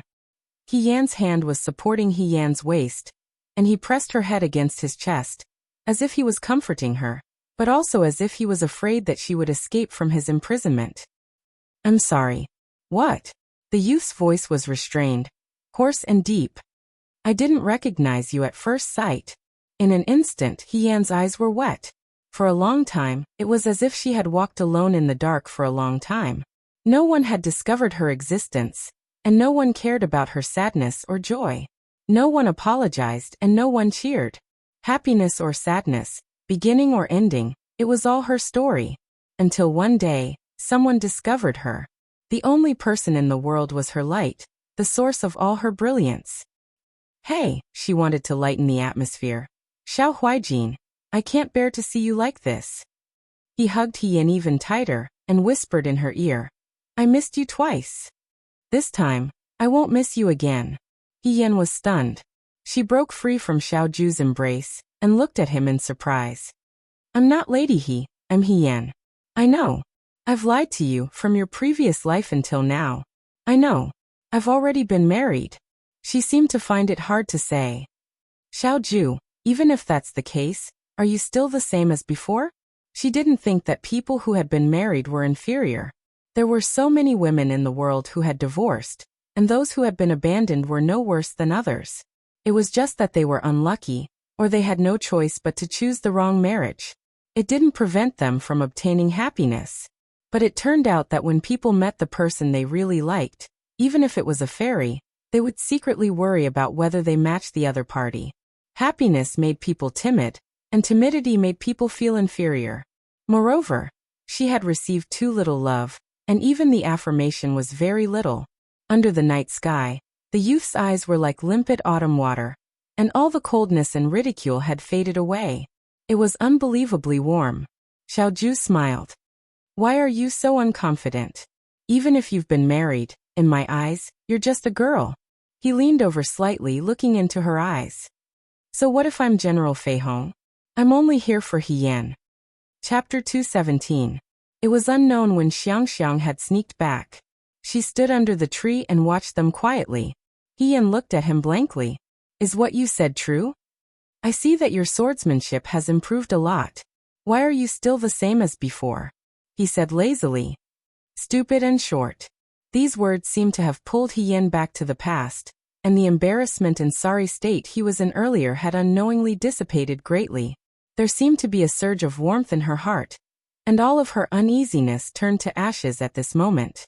She raised her head, unable to hide her smile. But you are exactly the same as you were back then. Xiaoju coughed and turned her head. He Yan was excited and didn't want to let him go. He grabbed his sleeves and didn't let go. He tilted his head and asked, my sword skills were taught by you personally.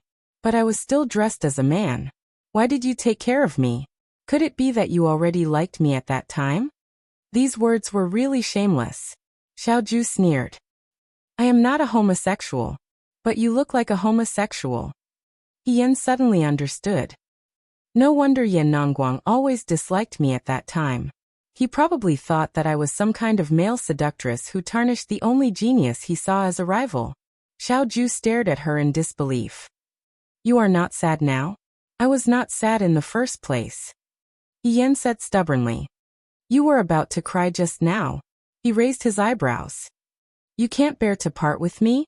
He Yan could not keep her face. She retorted. How could I cry? You saw wrong. Of course I can't bear to part with you. We were schoolmates after all. Just the friendship of schoolmates. He Yan ignored her. She leaned closer to him and said, don't change the topic. Tell me first. Why did you teach me swordsmanship at the Xianchang dojo? You are not someone who likes to help others. You must have fallen in love with me at that time. Xiao Huaijin, could it be that you are really a homosexual? Xiaoju's face darkened as she reprimanded, nonsense. Then tell me why. He Yan had wanted to ask him this question for a long time. At that time, he and Xiaoju did not have a close relationship, but Xiaoju was willing to teach him swordsmanship on the last night of the Virtuous Prosperity Dojo. It was no wonder that he could not figure it out. Even Xiaoju herself did not understand. Xiaoju smiled. Do you still remember the winter solstice competition at the Eastern Mountain Hunting Ground in the capital, when we first entered the Virtuous Dojo? He Yan was stunned. I remember. What's wrong? She still remembered that it was at that time when she first saw Shen Mushiwa in her previous life. When the cold and aloof young Miss Shen and the handsome second young master Xiao stood together, they looked like a match made in heaven. Even from the perspective of this lifetime. He Yan muttered. At that time His Majesty personally came to the hunting ground. All the students in the Virtuous Prosperity Dojo had to enter the competition. The students who caught the most prey would be rewarded. The students who did not catch any prey would not be able to eat. Who came up with this idea? The weather was cold, and the ground was frozen. It was normal that they did not catch any prey. How could they be so harsh on the students and let them starve? Speaking of this, she was still indignant. There was no other reason than He Yan was the one who did not catch any prey and went hungry. Xiaoju chuckled. Wasn't that your choice? What? You clearly caught a rabbit, but you let it go. She turned her head and looked at He Yan. Wasn't that your choice? He Yan was stunned. He stammered. How did you know? Because, Xiaoju curved her lips. That was a rabbit. I let it go. At that time it was winter in Shuajing. The hunting ground was completely covered in white snow. At that time, the Xiao family was not in trouble. Su Jingfu was not at the stage where he could cover the sky with one hand. Emperor Wen Xian had a sudden impulse and personally came to Dong Mountain to watch the students of the Virtuous Prosperity Dojo compete. Originally, it was just a competition in archery and horse riding. Because of the arrival of the emperor, there were more prizes. In order to make the youths work harder and not lose face for the Virtuous Prosperity Dojo, some genius teacher in the dojo came up with a harsh rule. If they did not catch any prey, they would not be able to eat. He Yin cursed the person who came up with this idea in his heart. She was not very good at martial arts. Her horsemanship and archery were even worse. Being together with these youngsters, he really had no advantage. Without a doubt, once they entered the hunting grounds, unlike his classmates who were in high spirits, He Yin was simply especially helpless. At that time, Xiao Ju was, without a doubt, the most eye-catching of all the youths. The horse was wearing a marten coat and looked beautiful. In a flash, there was a long string of prey tied behind the horse. Lin Shuanghe was a weak young master who could not lift or carry anything. He followed Xiao Ju closely and gained a lot of benefits. It did not matter if there was prey or not. In the end, if he could get one or two from Xiao Ju's prey, it would be enough to complete his task. The two walked in the forest of the hunting ground. Suddenly, not far away, they saw a gray arrow flying from the side. It accurately hit a piece of Shirtu. The two paused for a moment. Soon, a short figure ran out from the forest. She ran to the side of the Shirtu and pulled out the arrow. After looking at it, she simply sat on the ground and sighed. She said to herself, "Hunting is difficult. It's harder than ascending to the blue sky." Xiao Ju and Lin Shuanghe. They all recognized that the masked man who was moaning and groaning was young Master He from the bottom of the Virtuous Prosperity Hall. Lin Shuanghe had previously improved together with He Yin. He already felt some sympathy for He Yin.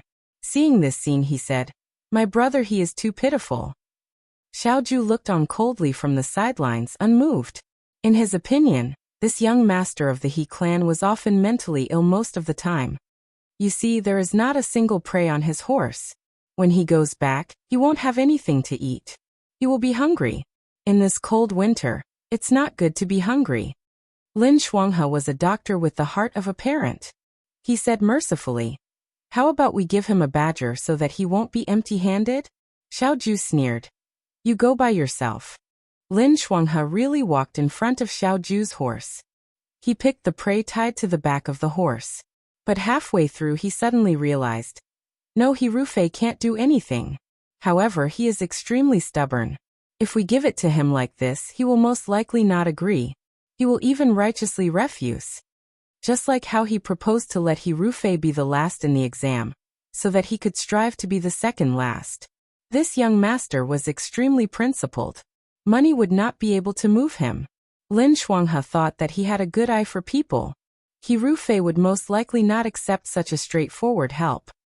How about this? Lin Shuanghe had an idea. "Huaijin, your archery skills are very good. Later, you will shoot a rabbit and let He Rufei pass by. An injured rabbit can't run fast. If He Rufei can't hit it, then he really has a mental problem."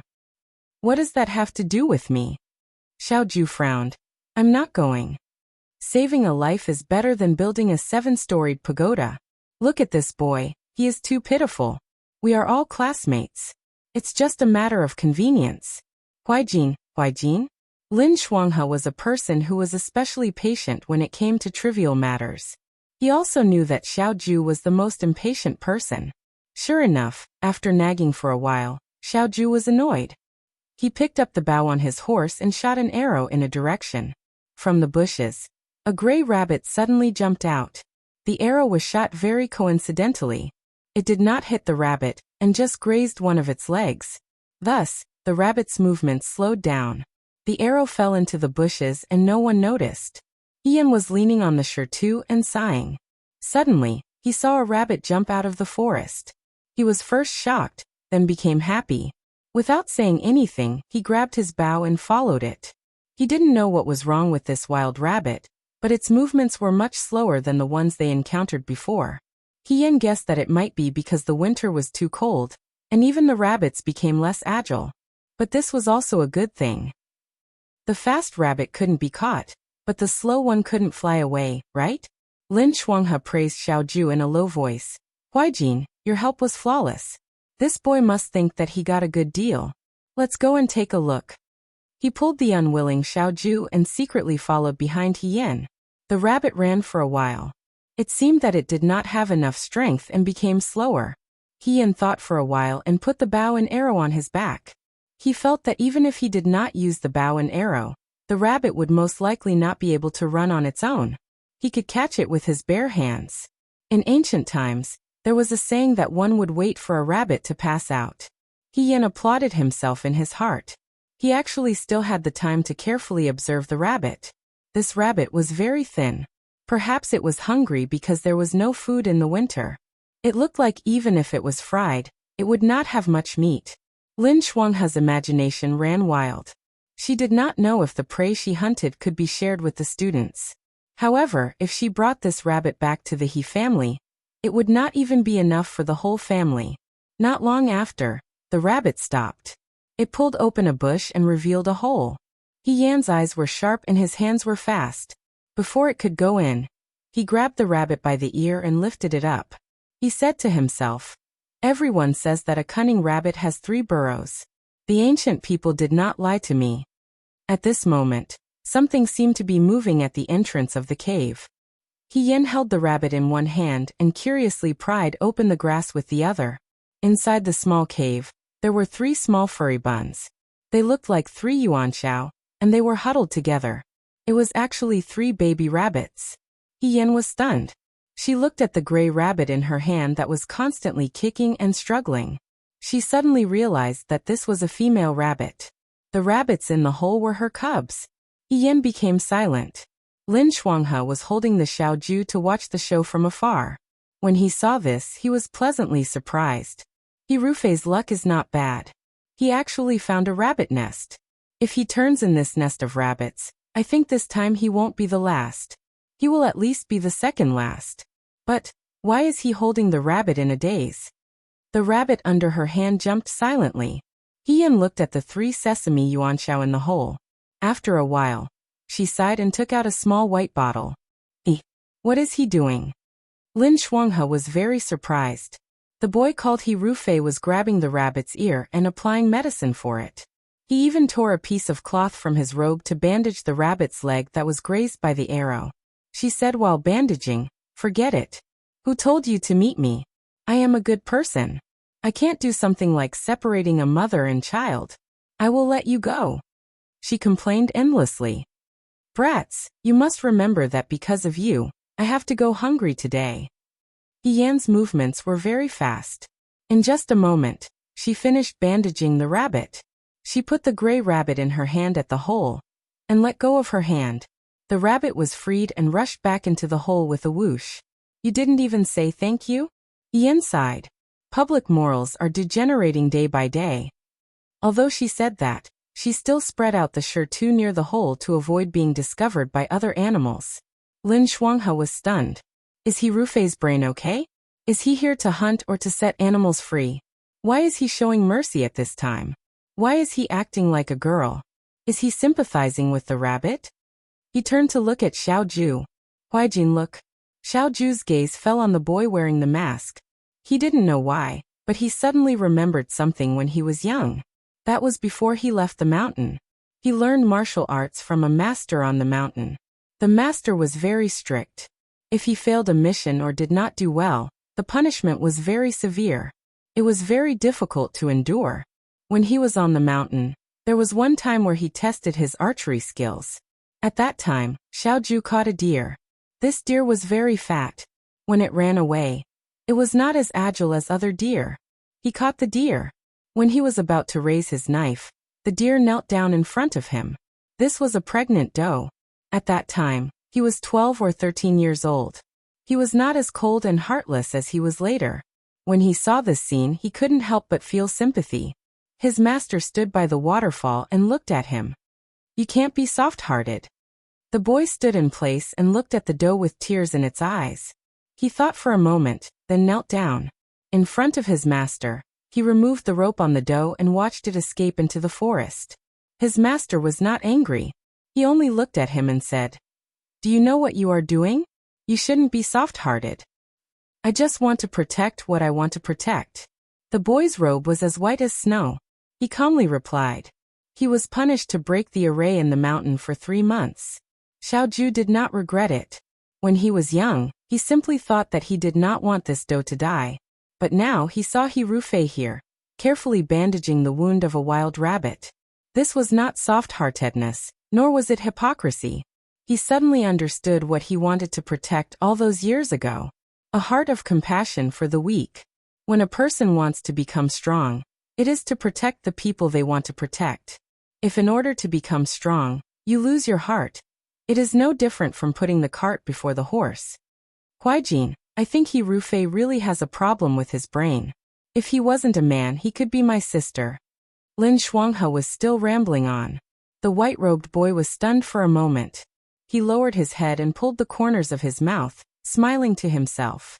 That day, he Rufei really did not catch anything.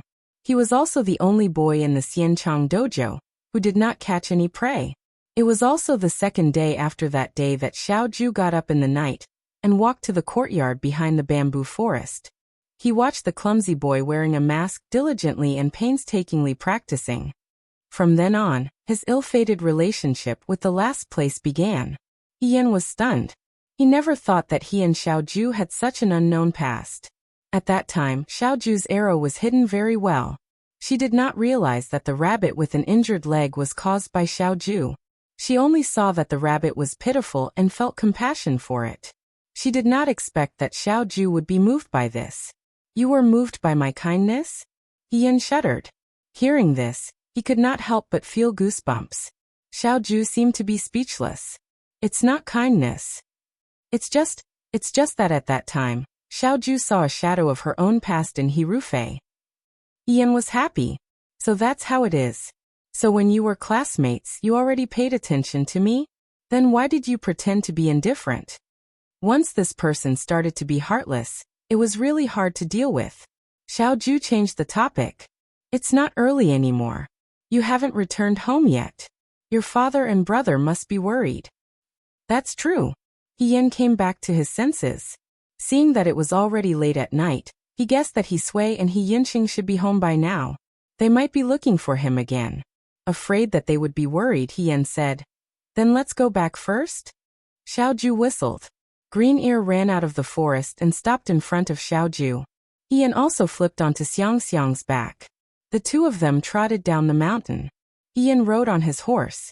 As he galloped, he gradually came back to his senses. He said, Xiaoju, you asked Qi Wu to ask me to retrieve the sword just to test me? You've been following me all this time? There was no trace of guilt on this person's face. He replied slowly, This is unbelievable. Of course, I have to confirm it. You wanted to force me to use the sword. You actually beat around the bush. Yan thought for a moment. But what's up with that Master Lu Daichuan? When I went to his villa, he seemed to know something. He even said that I already had a sword and couldn't have another one. Did you tell him about this? No. Xiaoju's eyes flickered. Other than you and me, no one else knows about this. Then, even if he knows something, it's not strange. He's my master. Yan was surprised. Master? I have many masters. He's just one of them. It's not strange that he can see your background. But he's already an outsider. Even if he knows, he won't do anything. You don't have to worry. This isn't a problem of worry. Yan didn't know what to say. This person is your master. You should have at least told me in advance. Fortunately, I didn't do anything rash. If Xiaoju glanced at her.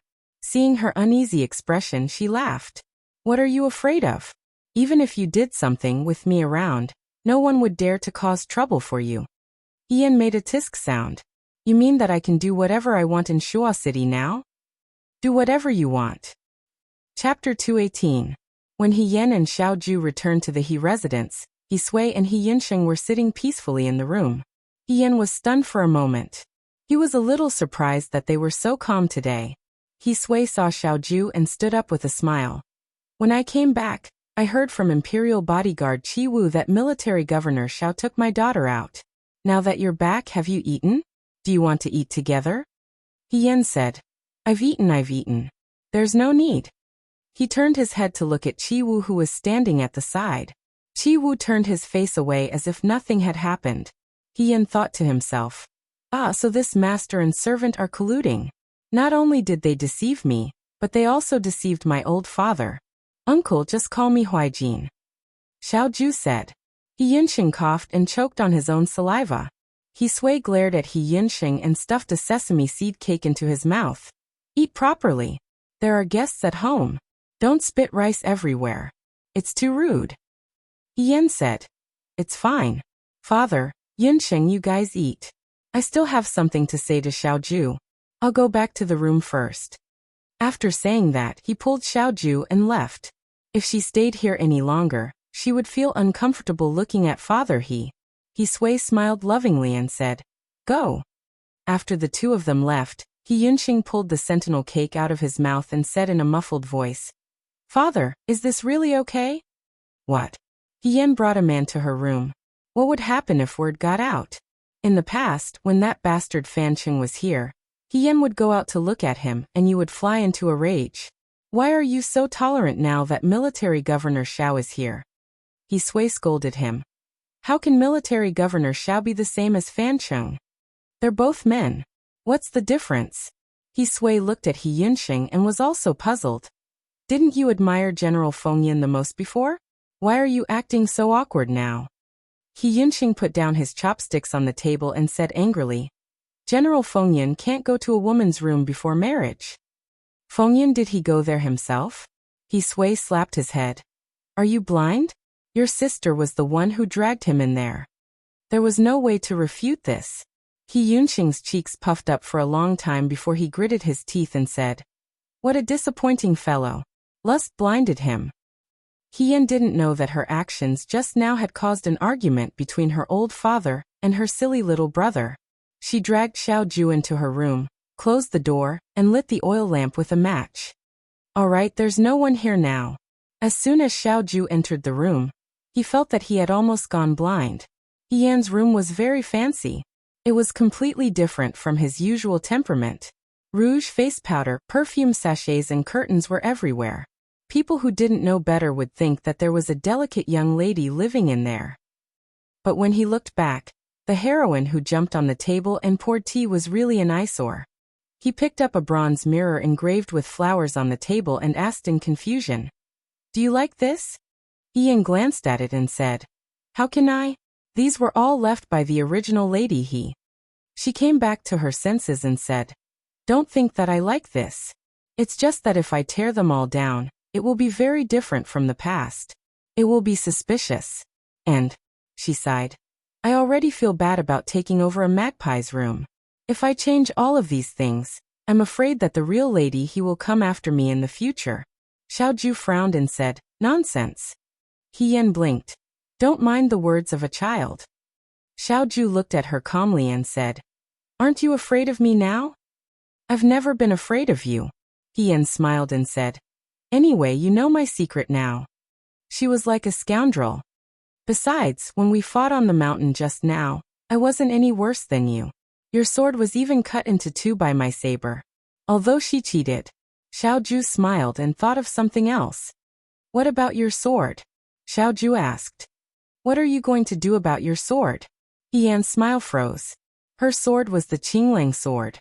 Rather than saying that Xiaoju was asking her what to do with her sword, it was more accurate to say that she was asking her what she planned to do with the Su family and the He family. When I got into trouble, it was the Su family and the He family who conspired together. He Rufei is a fake General Fei Hong. I have to expose this matter. During the battle at Huayuan, he tampered with the Fuyua army and caused the deaths of his trusted subordinates. I have to settle this score with him. Yan's eyes were cold and sharp. I originally wanted to keep Mother Qin as a witness. There are still remnants of the Huayuan battle. If we search carefully, we might be able to find their whereabouts. Compared to He Rufei, Su Zhiheng's side is easier to deal with. As long as someone can prove that Su Zhiheng plotted to murder young Mistress Su Zhiheng will definitely drag He Rufei down when he is in danger. At that time, we just have to follow the vine to find the melon, and this matter will be solved. Ian looked at Xiaoju and asked, What do you think? Since her rebirth, she had been keeping her secret from others. Now that she suddenly had an ally, she suddenly felt relaxed. Even if Xiaoju didn't do anything, as long as she had someone with her along the way, it would increase her strength. Sowing dissension? Yan's eyes lit up. Dissension would cause the enemy to suspect each other. Sowing dissension would cause dissension between enemies. Then should we send someone to He Rufei's side, or to Su Jihing's side? He Yan pondered. Either side is fine. Xiao Ju said. I don't have that many people to use. I do. Xiao Ju glanced at her. I'll help you. He Yan's lips curled up again. Suddenly, she thought of something and complained. But why didn't you tell me that you sent someone to investigate Mother Qin? It wasn't easy for me to bribe the Su family's servant, Fu Wang, and spend a lot of money on him. If I had known that you had already found out, I wouldn't have wasted my money. Now all the money is gone. He Yan, Xiao Ju interrupted her. Do you have no money? Ahem. He Yan put her fist to her lips and coughed. It's not that I don't have any money at all. The next moment, there was a stack of banknotes on the table. He Yan's eyes widened. She swallowed and looked away with difficulty. I don't deserve it. Xiao Ju raised her eyebrows. You really don't want it? He Yan quickly grabbed it and stuffed it into her clothes. Take it as a loan. I have a salary now.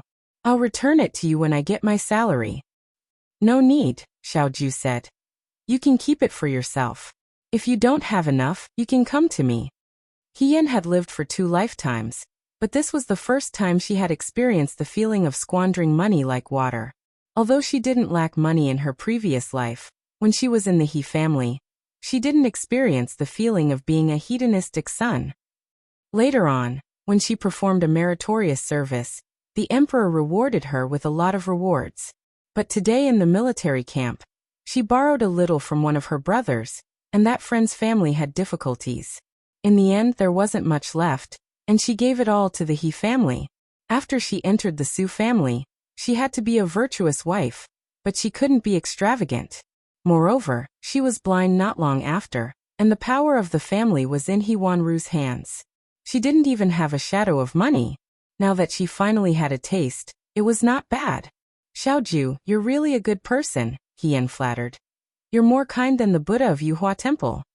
Xiao Ju sneered. You think that whoever gives you money is a good person? That's not it.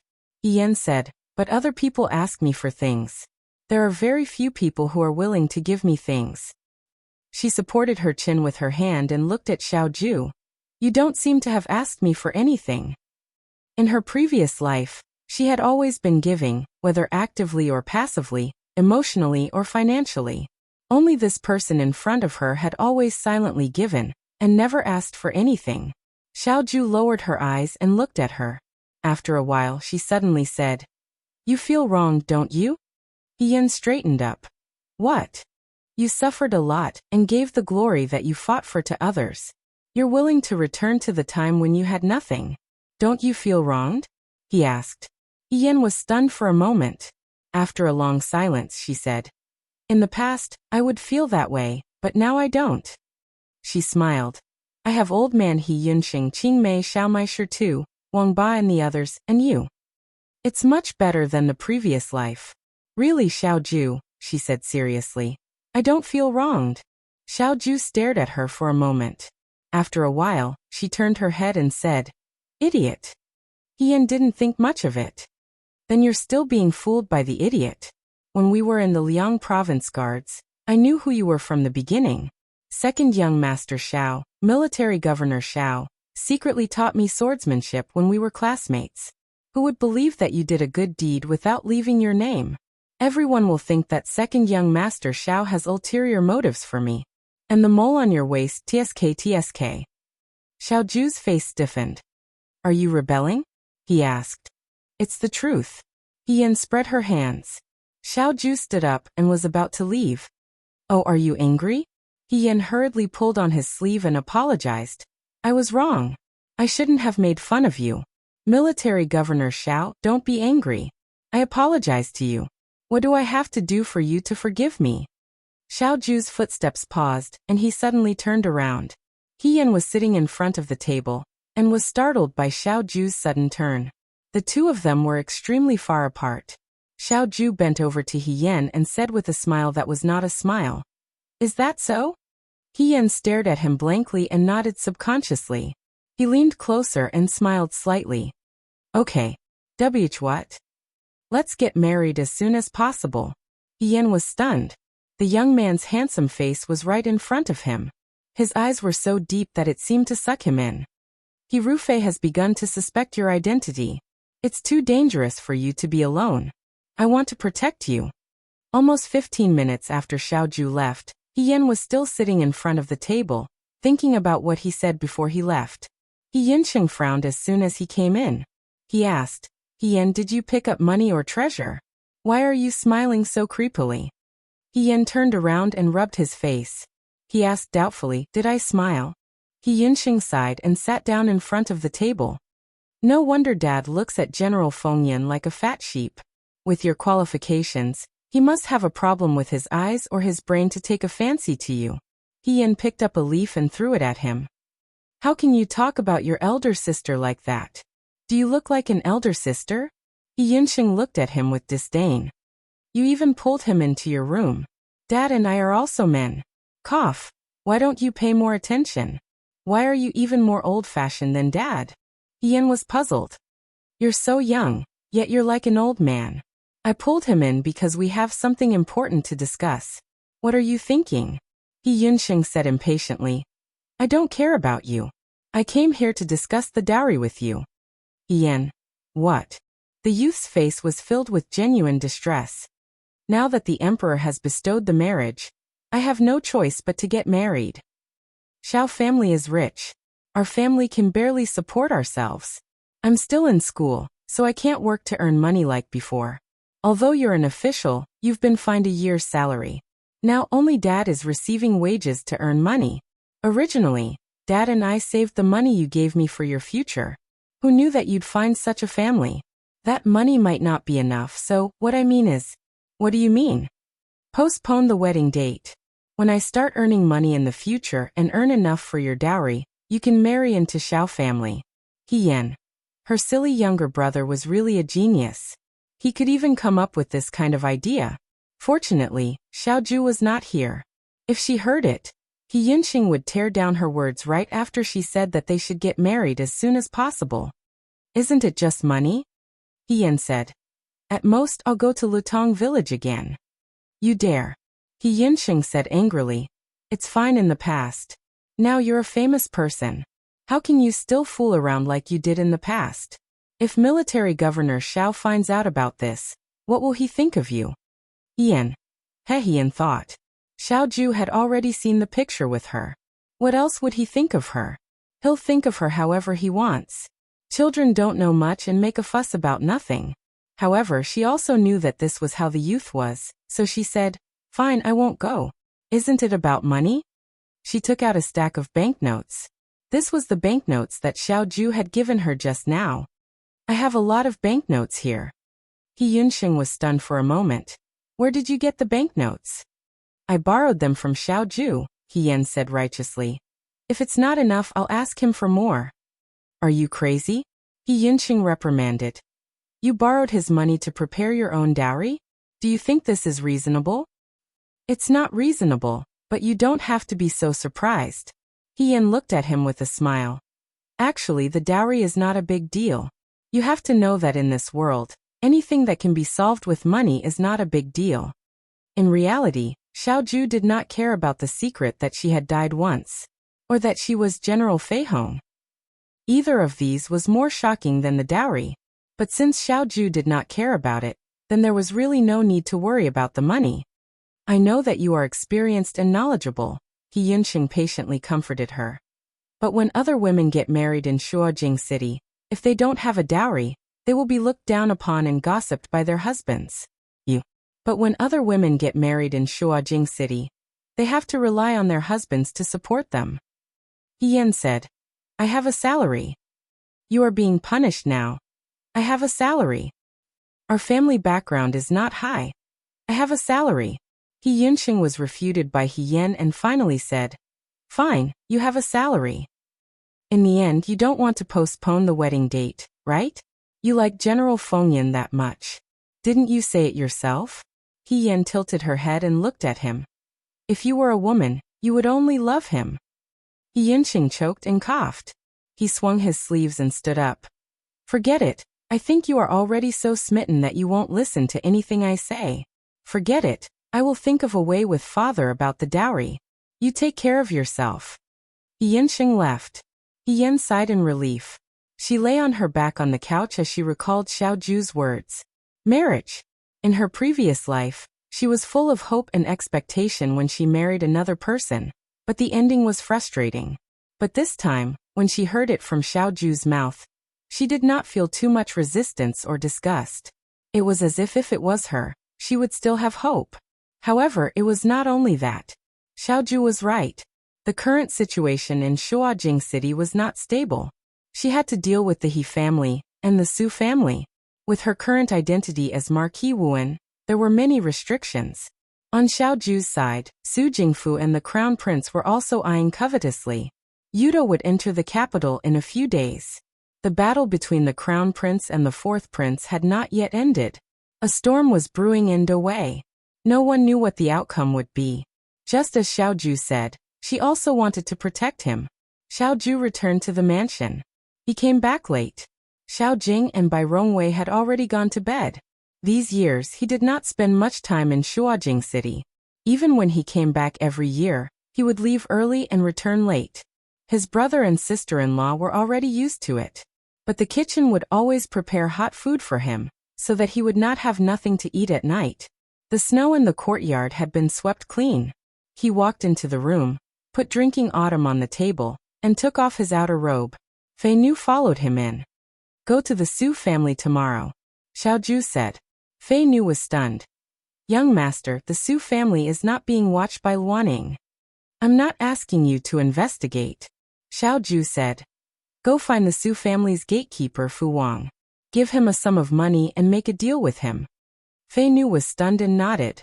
Xiaoju whispered a few more words to him. Fei Nu's face showed a bit of surprise. Although he did not understand why Xiaoju wanted him to do this, he did not say anything and left the room. He sighed softly and his gaze fell on the drinking autumn sword hanging on the wall. He Yan's identity meant that he could only be cautious in his revenge, and could not do it to his heart's content. But even if the He family and the Su family were allowed to live in this world for one more day, it would still make him unhappy. He Yan could do some things that were inconvenient for him to do. There were some underhanded methods that He Yan didn't want to use, but he didn't care. Xiaoju stood up and walked in front of the drinking autumn sword. He reached out and touched the scabbard. The scabbard was as cold as snow. The youth looked down thoughtfully. The most precious things for a warrior on the battlefield were the war horse under him, and the treasured sword in his hand. If he lost his treasured sword, it would be like a beast losing its teeth and fangs. This fool's past life was actually a process of constant loss. Even now he wanted to take back everything that belonged to her. Even more. Chapter 219. The next morning, Ian woke up slightly later than usual. Last night, she kept thinking about things and couldn't fall asleep. She only fell asleep in the middle of the night. When she woke up, it was already late in the morning. It wasn't snowing today, so the sun was out. After washing up, she went to the main room to eat. As soon as she walked in, she almost bit her tongue. Why are you here? Ian asked. Someone was sitting at the table in the main room, drinking tea. Qingmei stood at the side. When she saw Yan, she answered anxiously. His Excellency came over early in the morning. He told me not to wake you up and to wait here for you to wake up. Xiaoju put down the teacup in her hand. She glanced at her and asked, Did you sleep well? It was okay. Ian scratched her head. She felt that Xiaoju's sudden appearance was very shocking. She subconsciously looked at the roof. This was her house, not the Liang province guards. Qingmei put the porridge and dishes on the table. Ian looked and said in surprise, Qingmei, did you get rich? So much food? These seem to be snacks from Qinxiangji, right? His Excellency sent someone to deliver these. Qingmei answered uneasily. Originally, the He family ate simple breakfast.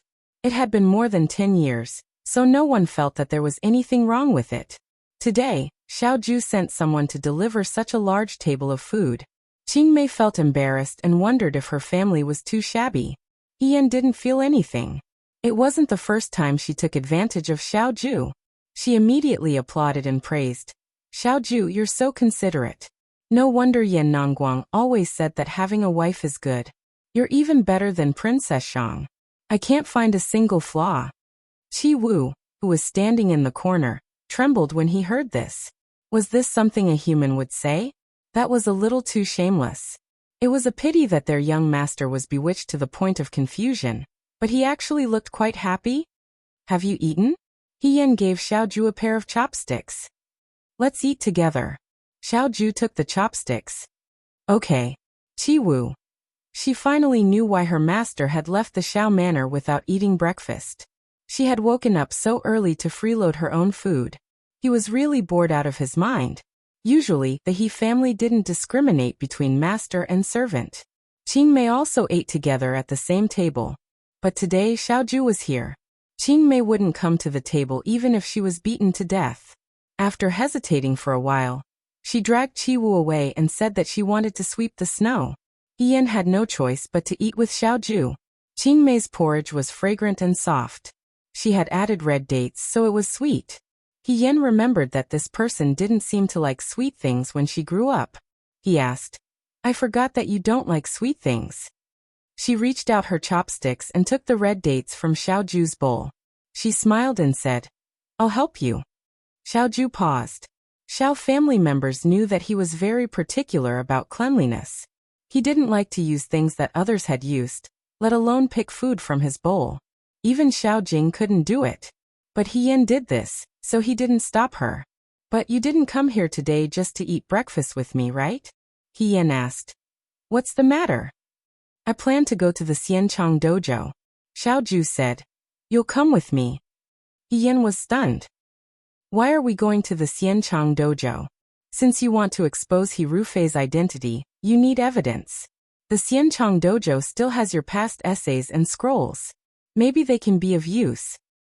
How is that possible? Yan asked curiously. Those are things from many years ago. How can the Xianchang dojo still keep them? Xiaoju pulled the corners of her mouth and looked at her with a mischievous smile. Don't you know? General Feihong and General Fengyun's calligraphy has been kept in the dojo until today. Every year, when new students come to the spring enrollment, everyone has to look at it. Yan almost choked on his own words. Are you serious? My calligraphy? Heaven and earth, Xiaoju was fine, but her calligraphy back then could not be considered very beautiful. Her handwriting was like a dog's crawl, but it was an exam paper that was always last place. What was there to look at? Over and over again, wasn't it insulting?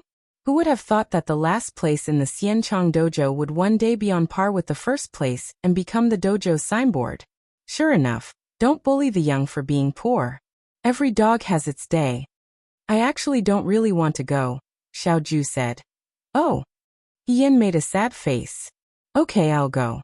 After the meal, Yan and Xiaoju went out together. He didn't feel this way when he was in the Liang province guards. But once he returned to the capital and put on Lady He's dress, he felt uncomfortable all over. It wasn't because of anything else. It was because Lady He's dress was too exquisite and complicated. Yan decided to simplify the complicated dress and put away all the straps. It was more convenient to go out. There was no carriage at the door. Yan paused and asked the person beside him, Xiaoju, where's the carriage? The weather is good today. Let's go, he said. It was a rare sunny day. The snow from last night hadn't melted, and the ground was glowing with golden warmth. When they walked under the sun, they felt that the haze of the past few days had been swept away. Their bodies felt warm from head to toe. Yan closed his eyes comfortably and said, It would be great if it was this warm every day. Xiaoju turned her head and glanced at him. The young girl had a bright smile. A little sunlight was enough to make her happy. It was hard to imagine that the brave and fierce General Feihong on the battlefield was this silly person in front of him. The corners of his mouth curved slightly, and he restrained the smile in his eyes. The two of them walked side by side on the street. Even though Yan wasn't very famous, Xiaoju's face wasn't unfamiliar. People recognized him from afar. Although they didn't dare to approach him, they still pointed and discussed in secret. Isn't that General Fengyun military governor Xiao? Who's the girl beside him? I don't think I've seen her before. When did military governor Xiao walk side by side with a girl in the daytime? She must be the fiancée that His Majesty has bestowed upon him. Fiancée? Are you talking about the Marquis Yan? That's right, that's right. So Marquis Wen looks like this. She looks so soft and weak. How did she get on the battlefield? He Yan's hearing was outstanding. He accidentally heard the discussions around him. He Yan looked at the man walking beside him. His expression was calm and indifferent. He Yan inexplicably felt that he had been brought out by Xiaoju to show his face, so that people would know that Xiaoju's fiancé, Marquis Wen, looked like this. Forget it, she said to herself in her heart. If they want to see, then let them see. In the past, when she wore a mask, she had to hide. Now that she was openly using this face, even if there were people who wanted to substitute her, it would be impossible. Along the way, they were surrounded by people. After walking for a long time, the two of them finally arrived at the entrance of the Xianchang Pavilion. Years had passed since they parted, but the Xianchang Pavilion still looked the same as before. The mottled door, the familiar plaque, and the apricot tree at the entrance bent under the weight of the snow. He Yan looked and felt a little emotional. Her days in the Xianchang Pavilion were not very relaxing. Now that she thought about it, it was full of happy memories. The teachers here taught her to be reasonable and righteous. Otherwise, a girl who couldn't distinguish right from wrong and disguised as a man, even if she was a chess piece of the He family, would still be an ignorant chess piece that couldn't control her own fate. The most correct thing He Yuanxing had done in his life was to send her to the Virtuous Prosperity Dojo, which changed her life. Let's go, Xiaoju said. The two of them walked in together. As soon as they walked into the courtyard, they heard the sound of students reading in the academy. The way of the university is to be virtuous, to be close to the people, and to stop doing good deeds. After so many years, you're still memorizing this. He Yan suddenly recalled the memories of improving together with Lin Shuanghe. It's strange. At that time, I couldn't memorize it no matter how hard I tried. Later, after I joined the army, I recited it every night when I had nothing to do in the camp. Then I memorized it. Xiaoju raised her eyebrows. You memorized it in the camp? Of course, He Yan said proudly. In the beginning, before I met my master, my skills were not good, so I could only rely on my brain. You don't know, but in the Fuyua army, anyone who can read is very popular in the camp. They are good at both the pen and the sword. She began to praise herself again. Xiaoju was about to say something when she suddenly heard someone's voice in front of them. Military Governor Xiao. The two of them looked in the direction of the voice, and saw a middle-aged man wearing yellow hemp clothes quickly walking over. This man was very gentle and had an amiable appearance. When he walked in front of Xiaoju and He Yan, he smiled and said, Military Governor Xiao, why did you think of coming to the academy today? He Yan was stunned. This was Huang Sankai, the teacher who taught mathematics in the Xianchang Academy. He Yan had also taught mathematics in the past. During He Yan's school life, because she was not outstanding in any aspect, it was very difficult for her to gain the teacher's favor. This Mr. Huang Sankai, perhaps because he was not very old at the time, was very gentle and amiable to his students.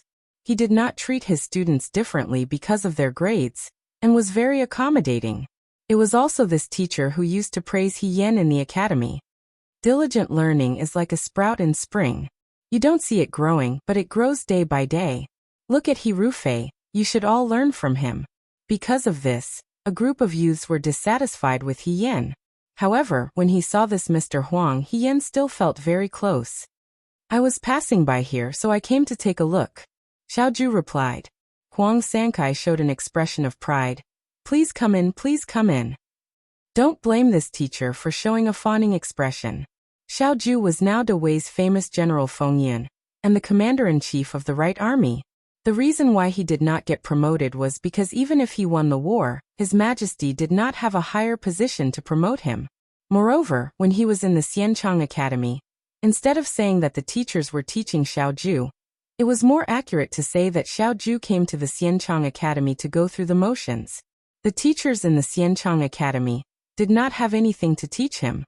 In order to avoid causing a commotion among the students, He Yan and Xiaoju went to the teacher's room.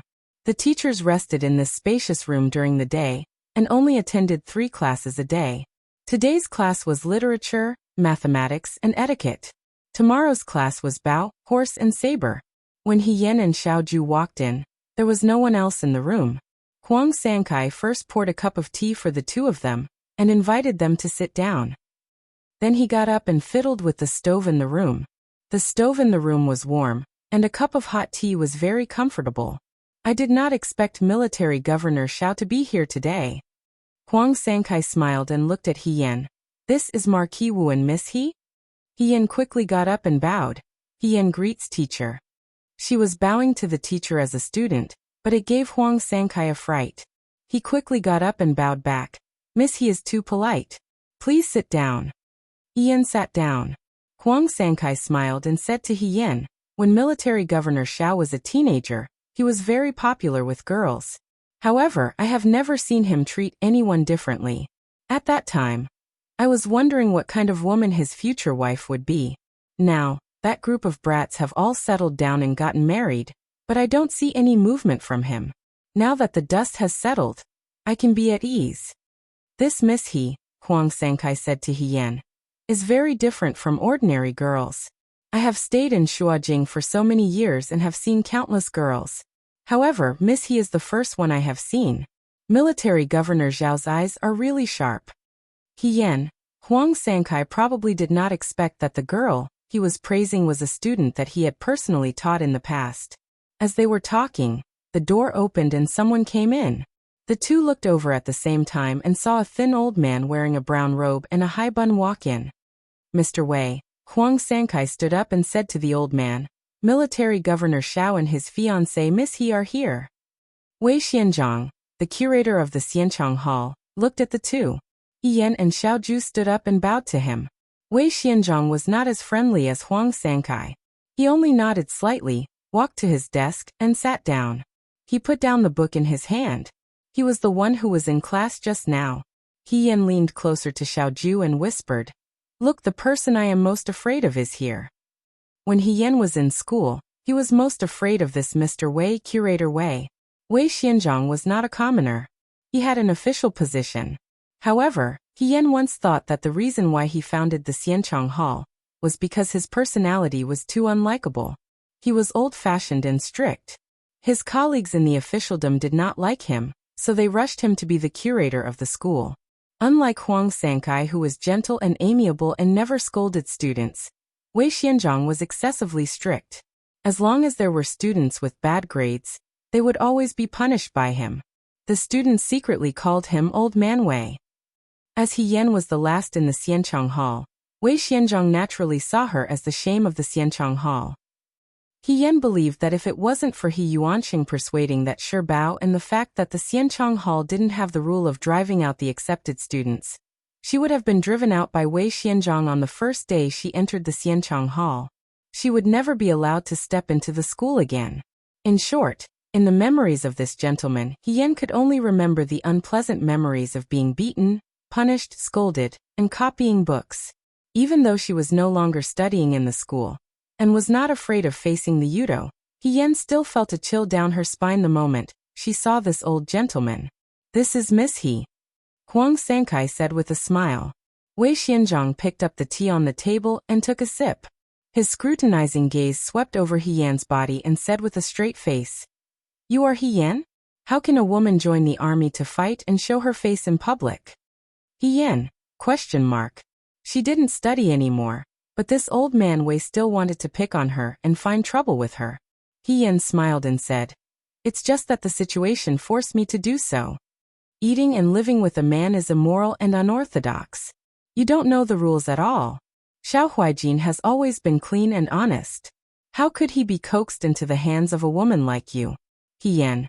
Huang Sankai wiped his sweat awkwardly. Curator. Mr. Wei is too serious. Xiao Ju said lightly, Miss He didn't coax me. I liked her first. Wei Xianzhang furrowed his brows and looked at Xiao Ju with even more disappointment. A real man talks about love and love all day long. What's wrong with him? He then glared fiercely at He Yan. Femme fatale. He Yan's smile stiffened. After living for 2 lifetimes, this was the first time someone called her a femme fatale. She took it as a compliment. But the way old man Wei looked at her, it was as if she was the demoness who brought disaster to the country. Xiao Ju was the fatuous ruler of the country. Could it be that her last-place temperament had already seeped into her bones? Even if she changed her body, as long as Wei Xianzhang saw her, he would still dislike her from the bottom of his heart. We came here today to ask for a favor. He Yin changed the topic. If she continued, she was afraid that old man Wei would use a long stick to chase them away. Huang Sankai asked, "What is it?" "We want to borrow the brush and ink that He Rufei left in the academy," Xiao Ju said. When she said this, Wei Xianzhang and Huang Sankai looked at her in surprise. "What does military governor Xiao want to borrow He Rufei's brush and ink for?" Huang Sankai asked. "It's me." He Yin laughed. "I've always heard that General Fei Hong is a great general who is as famous as the governor. My heart is filled with admiration. I also heard that they used to be classmates, so I wanted to see the traces of General Fei Hong's past." "Nonsense. Ridiculous." Wei Xianzhang slammed the table. His face was green with anger. He pointed at He Yan and said, "How can you be like this, like this?" He Yan guessed what he wanted to say and thoughtfully reminded him. "Zhaoqin mu chu zhaosen mu si?" "You." Wei Xianzhang was furious. He turned and looked at Xiao Ju. "Xiao Huijin, this is the wife you chose." The corner of Xiao Ju's mouth twitched and she said, "It's nonsense. Sir, don't take it to heart. Please take a look at He Rufei's brush and ink first. He Rufei is a student of my Xianchang Academy." Wei Xianzhang flicked his sleeves and said, "He is also a famous general of Dawei. How can his brush and ink be seen by just anyone?" He Yan thought to himself. He didn't expect her to be so important in Wei Xuanzhang's heart. For a moment, he was touched and his resentment towards this old man disappeared. "I'm not asking as a student," Xiao Ju said calmly. "I'm asking as the governor of the Right Army." Huang Sankai shuddered. He knew that when this young master was in the Xianchang Academy, although he didn't seem to cause trouble, he was definitely not an obedient person. Most of the time, he was just too lazy to do it. Now that he was talking about his official position, the Xianchang Academy couldn't act rashly in front of the Right Army's governor for the time being. He pulled Wei Xianzhang and squeezed out a smile. "What are you saying? If military governor Xiao wants to see it, he can do so at any time. General He's brush and ink are stored in the study. The two of you, please follow me." Wei Xianzhang was furious. "Huang Sankai." "Curator." Huang Sankai leaned closer to him and whispered, "That's Commander-in-Chief Xiao we're talking about. Besides, most of the students who attend the spring recruitment every year are here because of Commander-in-Chief Xiao and General He. If we offend military governor Xiao, in the future, military governor Xiao will spread the word that everyone else will go to the Imperial College. What kind of talents will our Xianchang Academy be able to recruit?" Wei Xianzhang didn't speak. He only knew how to teach and didn't know anything about politics or business. Ordinary chores were taken care of by Huang Sankai. At this moment, when he heard Huang Sansai's words, he knew that what he said was reasonable. In the end, he couldn't keep his face. He snorted and left in a huff. "Mr. Wei is just a bit old-fashioned. He doesn't have any ill intentions." Huang Sankai didn't forget to rope in He Yan. "Miss He, please don't take it to heart." "I know." He Yan smiled and said, "I won't take it to heart." "That's good." Huang Sankai brought the two of them into the library of the Xianchang Academy and left first. The library had a total of 3 floors. The topmost floor retained the brushes and ink left behind by the students in the past. In the past few years, the most famous people in the Xianchang Academy were He Yan and Xiao Ju. Therefore, the scrolls, paintings they left behind were sealed on the same shelf. The top row was Xiao Ju's and the bottom row was He Yan's. He Yan took out a stack of exam papers and casually took out one. It was mathematics, and a C was clearly drawn on it. The paper was full of mistakes. The moment He Yan saw it, she subconsciously hid the exam paper behind her back. Xiao Ju glanced at her and sneered. "It's not like you haven't seen it before. Why are you hiding it?" He Yan pursed her lips and thought for a while. Then she said, "I think it's unfair." Xiao Ju took out a book and casually flipped through it. "What's unfair?" "Think about it." He Yan answered seriously. "When you met me, I was at the lowest point of my life. I didn't know anything and I wasn't good at anything. What you saw was the worst version of me. When I went to the battlefield, I knew everything. You didn't see me at my best. But when I saw you, you were always so good. He Yan said. Don't you think it's unfair? Xiaoju laughed. Just as she was about to speak, she suddenly looked downstairs and her expression changed slightly. Someone came in. It can't be. He Yan whispered. Didn't Mr. Huang tell us to look for books ourselves? Why did he let other students in? If those students saw us, wouldn't it be lively again? But soon, she realized that this was not the case. The footsteps coming up the stairs obviously belonged to someone who knew martial arts. Xiaoju and He Yan looked at each other, and the two of them quickly hid behind another row of bookshelves. The distance between the bookshelves was very narrow. Only one person could pass through at a time. The two of them hid in the corner, and had to face each other. Xiaoju was very tall. He Yan raised his head slightly and almost touched her chin. As the two of them breathed in and out, they could almost hear each other's heartbeat. He Yan's palms couldn't help but sweat. He couldn't help but feel nervous. But this nervousness only lasted for a moment. Her gaze froze. The person who had sneaked up the stairs quickly rushed to the row of bookshelves that they were standing on. Then he took out a flint and lit the row of bookshelves that He Yan was standing on. With a tung sound, the fire ignited. He Yan and Xiaoju flew out. Stop. Chapter 220. The person who set the fire did not expect that there would be someone in the quiet library today. He was caught off guard and wanted to run, but Xiaoju had already blocked his way. He was no match for her in martial arts. After exchanging one move, Xiaoju dislocated his arm. He Yan had already grabbed a long blanket to put out the fire when Xiaoju was exchanging blows with the person. Fortunately, the fire was not big. The person probably thought that the library was easy to set on fire, so he did not use ointment. Otherwise, the two of them might not have been able to put out the fire. The fire was put out in time, so only half of the books were burned. He Yan shook his head at Xiaoju. Fortunately, nothing serious happened. The two of them looked at the person on the ground. He was young and wore a cotton shirt. At first glance, he looked like a student from the Xianchang school. His arms and legs were dislocated by Xiaoju, so he could not move for the time being. He Yan noticed that there were traces of martial arts training between his thumb and index finger. He could not help but frown. He doesn't look like a student from the Xianchang school. He must have snuck in. Ordinary students, even if there were martial arts courses in the school, would not have such thick calluses. It was obvious that they were caused by years of martial arts training. Xiaoju looked down at him and asked coldly, "Who sent you?" The person only stared at Xiaoju and did not speak. Wait a minute. He Yan seemed to have sensed something. He stepped forward and grabbed the person's chin. Xiaoju could not stop him. He Yan said, "He can't speak. He's a mute." The person was forced to open his mouth. His mouth was empty except for half of his tongue. It's very dangerous. Xiaoju pulled her up and pulled her behind. Don't get too close. The other party found a mute and deliberately snuck into the Xianchang school, just to set the library on fire. He Yan's attention was not on himself. He looked at Xiaoju. It seems that someone has the same idea as us. Although there were rare and unique books in the hidden book pavilion, it was not enough to make people take the risk. What's more, the other party didn't send people to steal, but to set fire. Coincidentally, the one that was set on fire was the one that He Rufei had used.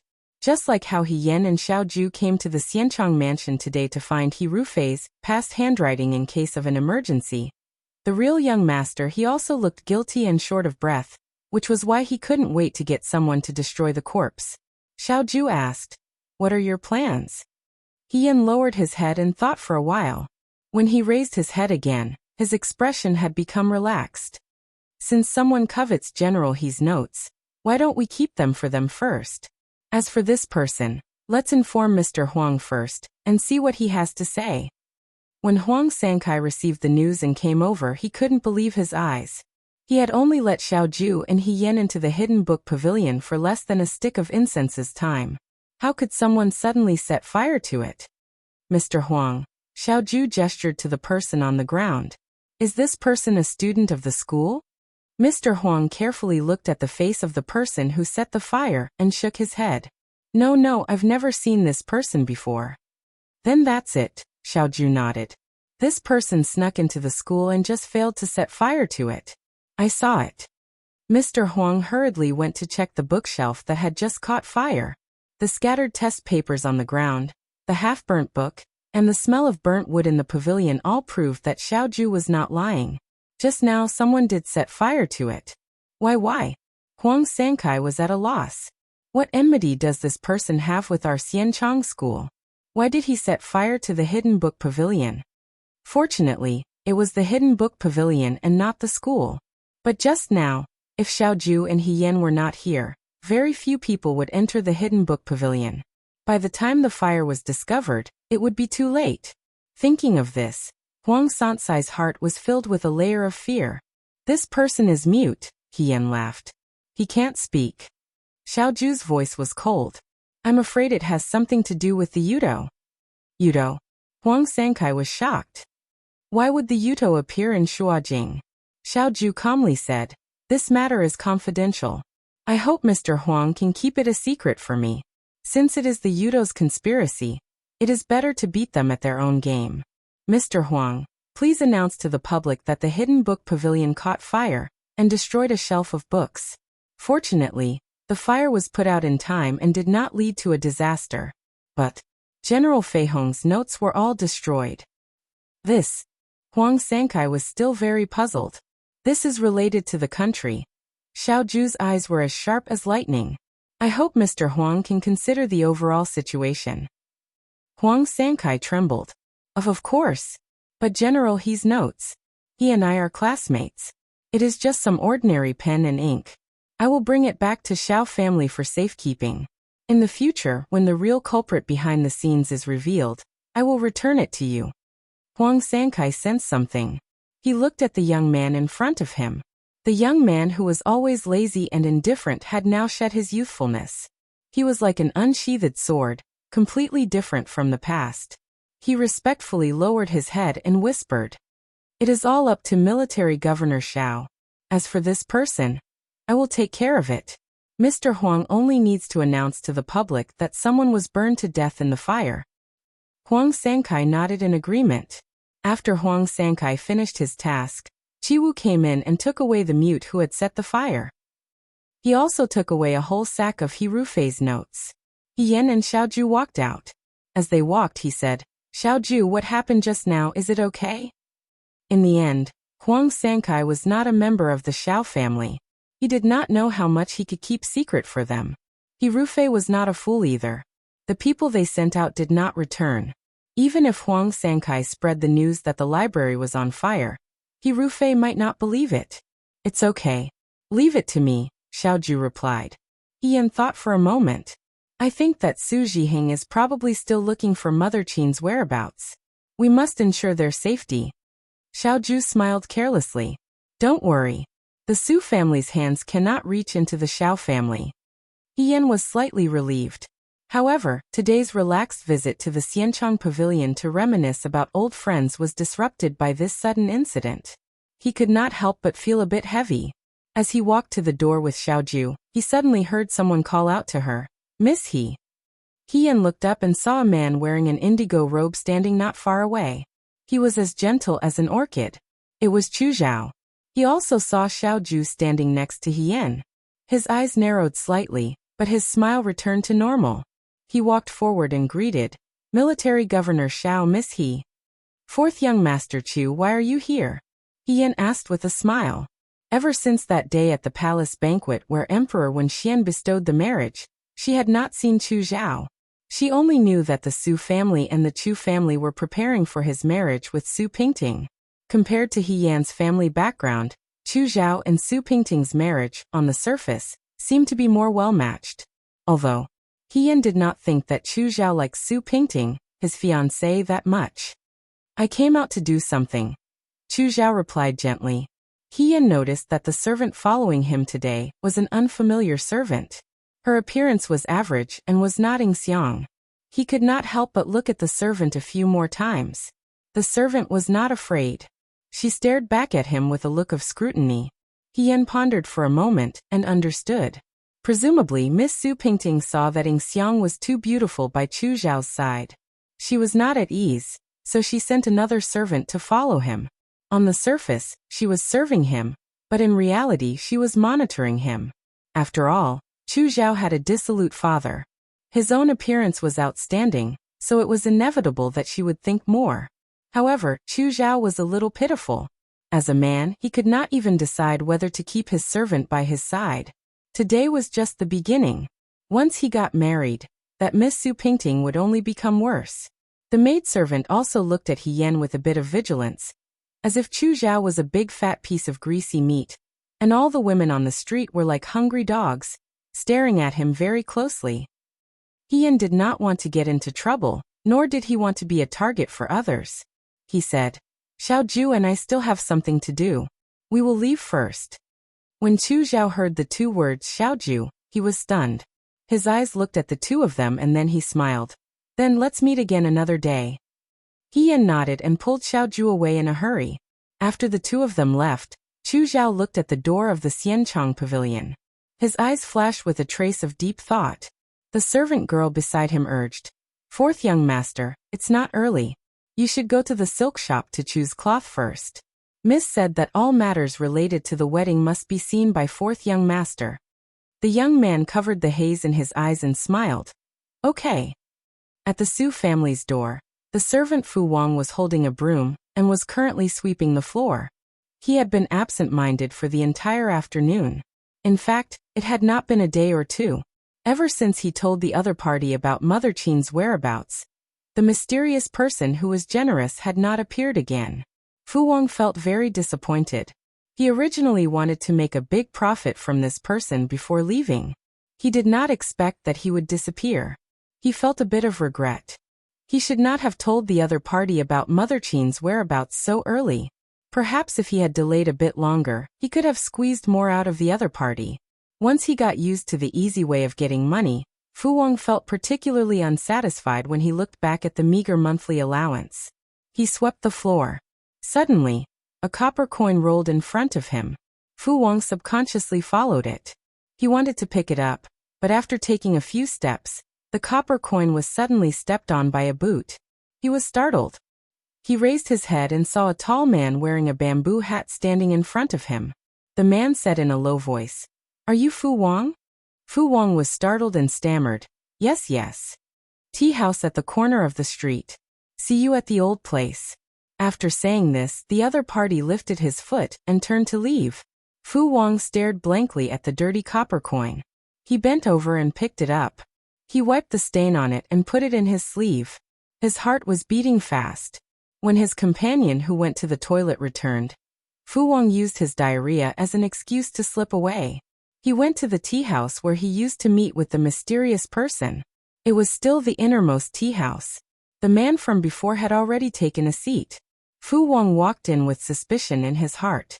Although this person's clothes were very similar to the previous person, they were not the same person. Compared to the previous mysterious person, this person in front of him was obviously much taller. "Young master is. The person who asked you to find Mother Qin last time can't come now. The person who will make the deal with you in the future is me," Fei Nu said in a hoarse voice. Xiao Ju asked him to come to the Su family in order to make a deal with this servant called Fu Wang. At the same time, He Yan would be safely removed from this matter to avoid leaving any evidence behind. Fu Wang was startled and carefully asked, "May I ask, the previous young master, dead?" The other party's voice was extremely cold. "So, don't ask what you shouldn't ask, and don't look at what you shouldn't look at." These cold words startled Fu Wang. Although he was greedy for money, he also cherished his life. When he heard that the previous mysterious person had died, he couldn't help but have a myriad of thoughts. After all, even now he didn't know who that person was, or why he was asked to find out Mother Qin's whereabouts. Then, "Young master, why are you looking for me?" Fu Wang asked tentatively. "I want you to search the Su family for all the old belongings of the deceased young Mistress Su, as well as the whereabouts of all the people related to young Mistress Su," the man said concisely. Previously, he was looking for people and things related to concubine Mother He. Now he was looking for young Mistress Su. Why? Before Fu Wang could speak, he saw the man in front of him take out a box from beside him and put it on the table. He opened the box, revealing dozens of silver ingots neatly stacked inside. Fu Wang's eyes widened. This person was much more generous than the previous young mistress. The previous young mistress gave the silver ingots one by one. When did she become so generous? For a moment, Fu Wang threw his previous timidity to the back of his mind. His heart and eyes were filled with the silver ingots. How is it? Fei Nu asked. Well said, well said. Fu Wang hugged the box in front of him. He was so happy that the corners of his mouth bloomed. Even if this little one has to climb a mountain of swords or dive into a sea of fire, this little one will still do this for young master. This matter is not simple. Fei Nu deliberately lowered his voice. Your family's young master is bound to keep an eye on your movements. It's fine. There are also places where the fu is lax. It's just that young mistress has passed away for a long time. Most of her old belongings were buried with her body. I don't know if there are any left. Fu Wang was probably dazzled by the silver ingots in front of him. He racked his brain for a while before saying. However, young master was deeply in love with young mistress. The courtyard where young mistress used to live still maintains its original appearance. Perhaps one or two old items can be found. It's just that there are people watching the courtyard, so it's not easy to enter. However, he smiled fawningly. This little one should be able to think of a way to enter. This person was really greedy. Or perhaps, Yen had already pulled out the greed in his bones. Now that it was out of control, it saved Fei Nu a lot of effort. Fei Nu looked at Fu Wang, seemingly satisfied. He said, very good. These silver ingots are only a deposit. If you can complete the task I've entrusted to you, in the future, our young master will definitely not treat you unfairly. May I ask? Fu Wang gathered his courage and asked. Young master is. This time, the person opposite him was not as mysterious as the previous mysterious person. He only arrogantly raised his head and said, the current emperor personally conferred the title of General Fei Hong. He Rufei Gongzi. General He? Fu Wang asked in surprise. Why would General He? He did not finish his words. Thinking of this person's words, don't ask what you shouldn't ask. He smiled fawningly and said, I know. This little one will definitely do a good job for General He. After the task was completed, Fu Wang returned to the Su residence. He did not want to be out for too long and arouse suspicion. Fei Nu sat in the tea room. He drank the tea in front of him in one gulp, and also stood up to leave. In the Crown Prince's residence, there was music and dancing today. The Crown Prince was in an extremely good mood. He half leaned on the soft couch and watched the dancing maids. Su Jingfu sat beside him. Prime Minister, why do you have time to visit me today? The Guangyan smiled and said, Xilan and Pingting's marriage is approaching. The Su residence should be very busy. Su Jingfu smiled and replied, the affairs of the residence are handled by my wife. Today, I came to see Your Highness about the matter of the Wu Tuo envoy. The Guangyan stopped drinking and looked at Su Jingfu. Oh, what is Prime Minister's opinion? In less than half a month, the Wu Tuo envoy will arrive in the capital, Su Jingfu said. Right now there are more people in favor of peace than war. It will not be difficult to convince His Majesty. However, I hope that Your Highness will reconsider the matter of opening the market. What does Prime Minister Su mean? The Guangyan asked indifferently. It was your idea to cooperate with the Yudo. Since it was the Yudo who suggested opening the market, why did Prime Minister Su change your mind at the last minute? Su Jingfu was not angered by the Crown Prince's attitude. He only smiled and said, it's not that I changed my mind. It's just that now that Xiao Huaijin has won the war, the initiative is now in Wei's hands. There's no need to feign civility with the Yudo. Once the market is opened, it will be difficult to negotiate with the Yudo. It's better to raise the price now. Otherwise, won't the Yudo have the final say? A hint of displeasure appeared on the Crown Prince's face. However, this expression was quickly concealed. Prime Minister Su's words are reasonable. However, Prime Minister Su needs to be clear about one thing. You, this prince, and the Yudo have private dealings. Once this matter spreads, how can there be a future? The Yudo has something on us. If we don't give them the right to open the market in Wei, will they let this matter rest? If they do something behind this prince's back? What if they delay this prince's great undertaking? The female performer in the room had unknowingly retreated. Su Jingfu was silent for a moment. He then cupped his hands and said to the crown prince, "Your Highness is wise."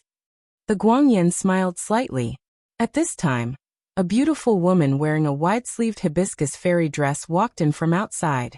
She held a small silver pot in her hand. She walked in front of the crown prince, knelt down, and offered the wine in the pot. The crown prince drank the wine in front of her in one gulp. Then he pulled the woman into his arms. The woman raised her head, revealing a beautiful face. Su Jingfu finally saw clearly that it was Ying Xiang, who was given to the crown prince by Chu Zhao a few days ago. Ying Xiang saw Su Jingfu and smiled sweetly. Ying Xiang greets the prime minister. The servant sent by Xylin is indeed clever and quick-witted. The Guangyan pinched the beautiful woman's face in satisfaction. She's quite worthy of this prince's goodwill. Very good. Ying Xiang rebuked. Your Highness is too kind. This servant doesn't dare. Su Jingfu's smile froze slightly. In the past, this servant by Chu Zhao's side was too beautiful. Su Pingting had brought this servant to him many times to punish Ying Xiang. However, Su Jingfu also found out that Ying Xiang was saved by Chu Zhao at the entrance of the brothel. It was probably because Ying Xiang's experience reminded him of his mother, Yi Runmei, that he had a whole new level of respect for Ying Xiang. Chu Zhao was someone he had his eyes on. Su Jingfu did not want their teacher-student relationship to be damaged because of a little servant girl. Moreover, Ying Xiang had always been by Chu Zhao's side. This could also be a test. If Chu Zhao was only a man who was greedy for beauty, then he would not be of much use. There was no need for him to stay by Su Pingting's side. After so many years, Chu Zhao had obviously accepted the test. He had no romantic feelings for Ying Xiang. As Chu Zhao and Su Pingting's wedding date approached, Su Pingting became more and more anxious. It was not that Su Jingfu did not know that Su Pingting had privately gone to find the crown prince of Guangyan. However, he did not have any intention of stopping her. In the future, Chu Zhao would be Su Pingting's husband and Su Jingfu's son-in-law. If a little servant girl made his daughter unhappy, he would kill her, not to mention giving her away. Chu Zhao should have a balance in his heart. Chu Zhao made the right choice. Su Jingfu was very satisfied. Such a smart young man who knew how to make a choice was rare in the current Shuo capital. In the past, Su Jingfu's impression of Ying Xiang had always been that although she was beautiful, she was timid and quiet. She was an ordinary servant girl who did not cause trouble. However, now that he saw Ying Xiang smiling sweetly and leaning against the crown prince, Su Jingfu felt a sense of unease. The crown prince's residence never lacked beauties, nor did it lack smart people. The battles in the harem were not as easy as the politics in the imperial court. When Su Pingting sent Ying Xiang into the crown prince's residence, she did not have any intention of letting her live. However, so many days had passed, and Ying Xiang was living well. She had even received the crown prince's love. This was not something that could be achieved with just beauty. The innocent beauty's eyes were clear, as if she did not understand the filthy things of the world. Among all the beauties, she was like a dewdrop in the morning, with a fragile purity. Even the Guangyan, who did not cherish beauties, looked at her with pity. Su Jingfu sat for a while, then got up and left. After he left, the Guangyan ordered the servants to take away Su Jingfu's bowl, chopsticks, and cups. An old man. He is just a prime minister, but he thinks he is some big shot. He even wants to meddle in my affairs. The crown prince's Guangyan's eyes were filled with viciousness after Su Jingfu left. I think his hands are reaching too far.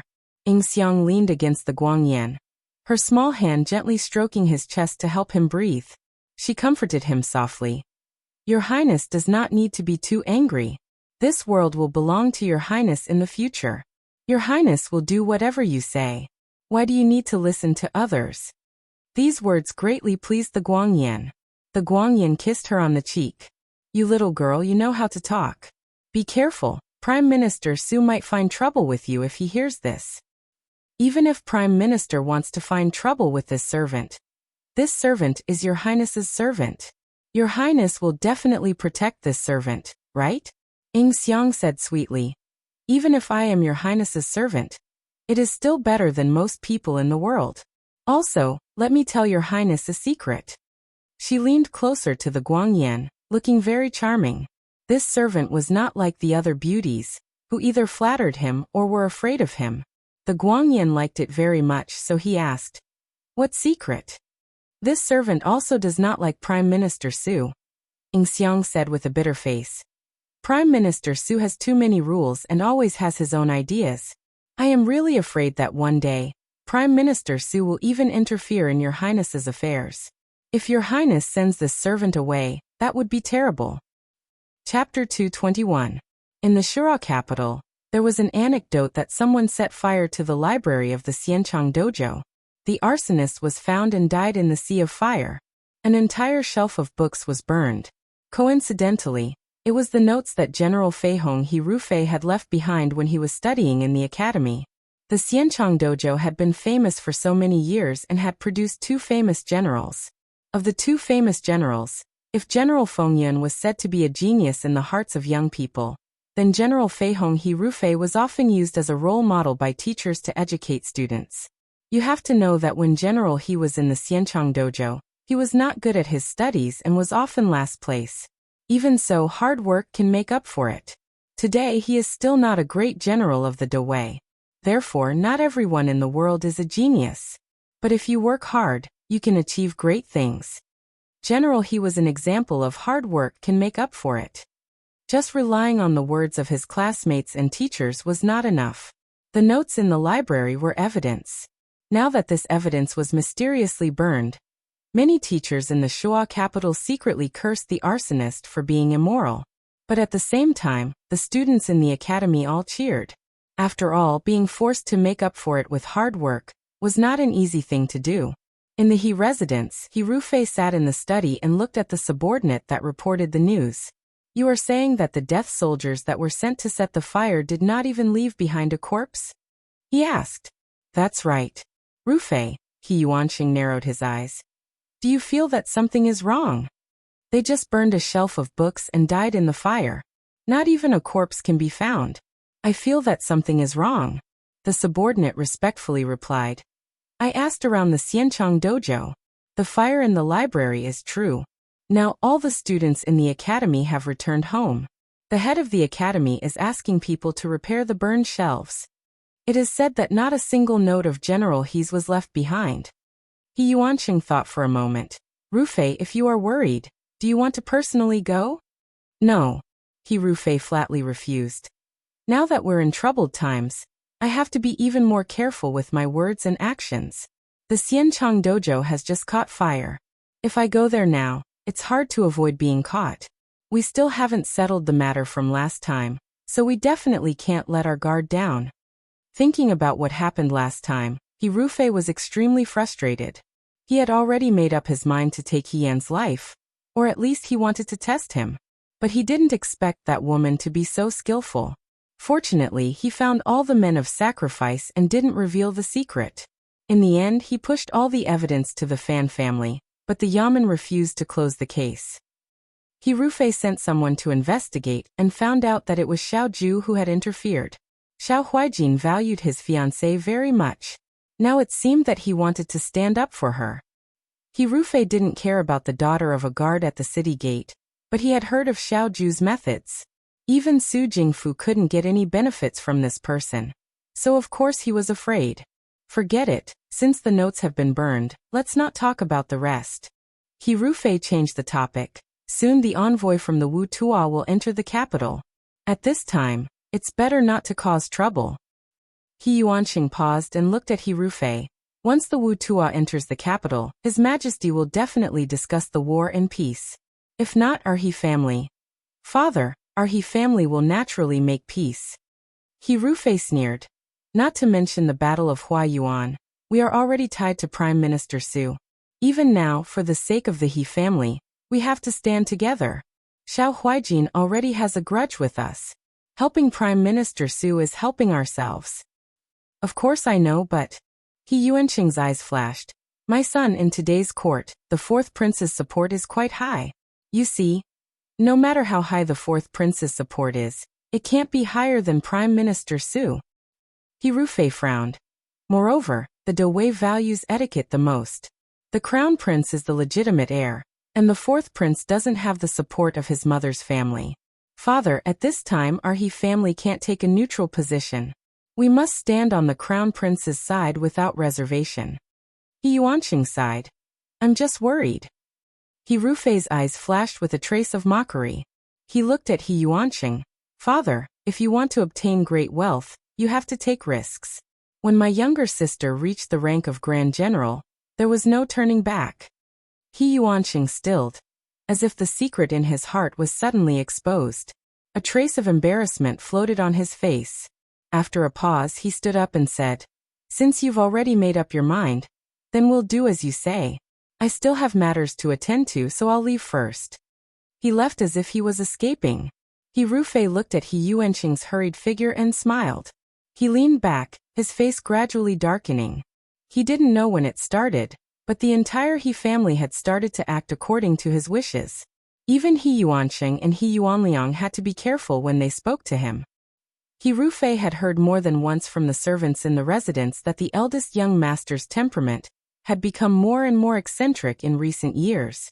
He was especially different from the past. After He Rufei heard this, she ordered for the servant who spoke to be executed immediately. After a few times, no one dared to gossip behind his back. Those who achieved great things didn't care about trifles. Of the two brothers of the He family, He Yuanliang was cowardly, sly and cunning. He Yuanqing was vicious and merciless, but unfortunately, he had many misgivings and didn't dare to take a risk. Now there was only a woman with the same name and surname, and she had become enemies with Xiao Huijin. When he did things, his hands were tied, and he was an eyesore. How could they know that if they wanted to achieve great things, their hands would be stained with blood? For example, in the Battle of Huayuan, in order to prevent future troubles, he took the initiative to get in touch with Su Jingfu. Su Jingfu and Yudo also had secret dealings. It was just a casual matter, but He Yan's trusted subordinates were all buried in that battle that didn't require him to pay such a high price. After that, there were very few people who understood General Fei Hong. As a general, he had a clear conscience. He Rufei didn't feel the slightest bit of guilt for his own actions. He also didn't feel the slightest bit of sympathy for his cousin who died early. Before He Yan became General Fei Hong, she had already lived under his name for many years. If it weren't for his identity as eldest young master, a woman living in this world should have followed the rules and regulations and followed the husband after marriage. How could there be anything that came after? It could be said that all the military merits that He Yan had earned were originally obtained by relying on his name. Now everything was just returning to its rightful owner. Not to mention that Marquis Wuan was obviously a substitute pretending to be a ghost. Even if the real He Yan came to take his life, he wouldn't be the least bit afraid, because this should have been his in the first place. On this day, He Yan left early in the morning and only returned home when it was close to evening. Lady Fan in prison was still crazy, and he couldn't get any useful information out of her. Mother Qin was hidden in the Xiao family, but what she knew was very limited. Su Zhiheng didn't truly trust He Wanru, and Mother Qin deliberately avoided the murder case at the time. Therefore, other than a witness, there wasn't much other evidence for the time being. He Yan could only make a trip himself. Although she was now Marquis Wuan, she hadn't established her own network in the imperial court. Her colleagues saw that she was a woman, and although they flattered her on the surface, they actually despised her in their hearts. Other than classmates like Lin Shuanghe and Yan He, there were very few officials in the imperial court who could be on good terms with her. Fortunately, although the title of Marquis Wuan wasn't very useful, the title of Xiao Ju's fiancé was more convenient than He Yan had imagined. As long as she brought up Xiao Ju, most of her colleagues were still willing to give her face. He Yan used the title of Xiao Ju to inquire about matters within the Fuyue army. As she probed like this, she really did find some clues. Ever since He Rufei received the title of Fei Hong, Dewei was peaceful and there were very few wars. He had always stayed in Shuajing and never left the city. The Battle of Huayuan was the first time He Rufei went to the battlefield after a few years. In that battle, He Rufei led the Fuyue army to a Pyrrhic victory, and all of his trusted subordinates died in battle. None of the deputy general's subordinates who were even slightly close to Hirufei survived. Most of the soldiers who participated in that battle were ordinary soldiers who didn't have access to the secrets of the war. However, even if this was the case, there were still some secret rumors that spread. The general that day was very different from before. He seemed to have an argument with the military advisor, but the military advisor had already died in the Battle of Huayuan. However, when the Yudo came that day, we had the advantage. However, the general didn't move, and in the end, gave the Yudo an opportunity. However, maybe we were thinking too much. The general has been through hundreds of battles, and naturally isn't someone that we can figure out. The soldier added. Because General Feihong's name was too famous, no one doubted his tactics, and no one doubted his loyalty. However, Hien knew that Hirufei was purposely sending those people to their deaths. Before this, Hirufei had never led an army. In the Battle of Huayuan, he was able to let his most valued subordinates be completely wiped out, and he was able to escape unscathed. There was no such logic in the world, unless he had been secretly colluding with the Yudo. Thinking about this, Hien realized that when she pretended to be Hirufei in the Rundu and attacked the Yudo's camp, General Huyate's reaction was also very thought-provoking. If Hirufei really wanted to protect his identity from being exposed, and did not hesitate to ask a tiger for its skin, and betray the country's ruler, this crime was unforgivable. As she thought about this, she unknowingly walked to the door. Just as she entered the door, Qingmei saw her and hurried over, saying, "Miss, you're finally back." "What's wrong?" Hien asked curiously. Ever since her identity was exposed, Hien had let Xiaoju take Qiwu away during the day, and come back at night. A good bodyguard couldn't just stay by her side and not do anything. Therefore, after Qiwu left, Qingmei went back to her old days. It was rare to see her so flustered. "Someone came to the house," Qingmei said in a small voice. "They said they were looking for Miss." Just as she finished speaking, Hien heard a familiar voice, "Big brother." She turned around and saw a yellow-clothed youth with red lips and white teeth running over from the hall. He walked 2 circles around her with a face full of surprise. "Big brother, I didn't think you were really a woman." Qingmei reminded him kindly, "Little Gongzi, our family's miss is a woman." Hien didn't expect Cheng Li Su to come to his house. It seemed to have been a long time since he last saw him. This youth had grown a bit taller, but his eyebrows were still as arrogant as before. "Why are you here?" Hien asked. "Today, I snuck out when no one was paying attention," Cheng Li Su said with a bitter face. "After I returned to the capital from the Liangzhou Guard, I was forced to go to school. I had no freedom at all. When I heard that Big Brother had returned to the capital, I wanted to come and see, but the school was very strict and I couldn't leave. When I returned, I heard that you were a woman, and that you had become my uncle's fiancée. Big brother, what's going on? How did you become a woman?" It had been so long, but he didn't expect someone to still be concerned about this matter. Hien was helpless and could only say, "I was a woman to begin with. At the time, I was forced by the situation and had no choice but to disguise myself as a man and enter the military. When I returned to the capital, my identity was naturally revealed.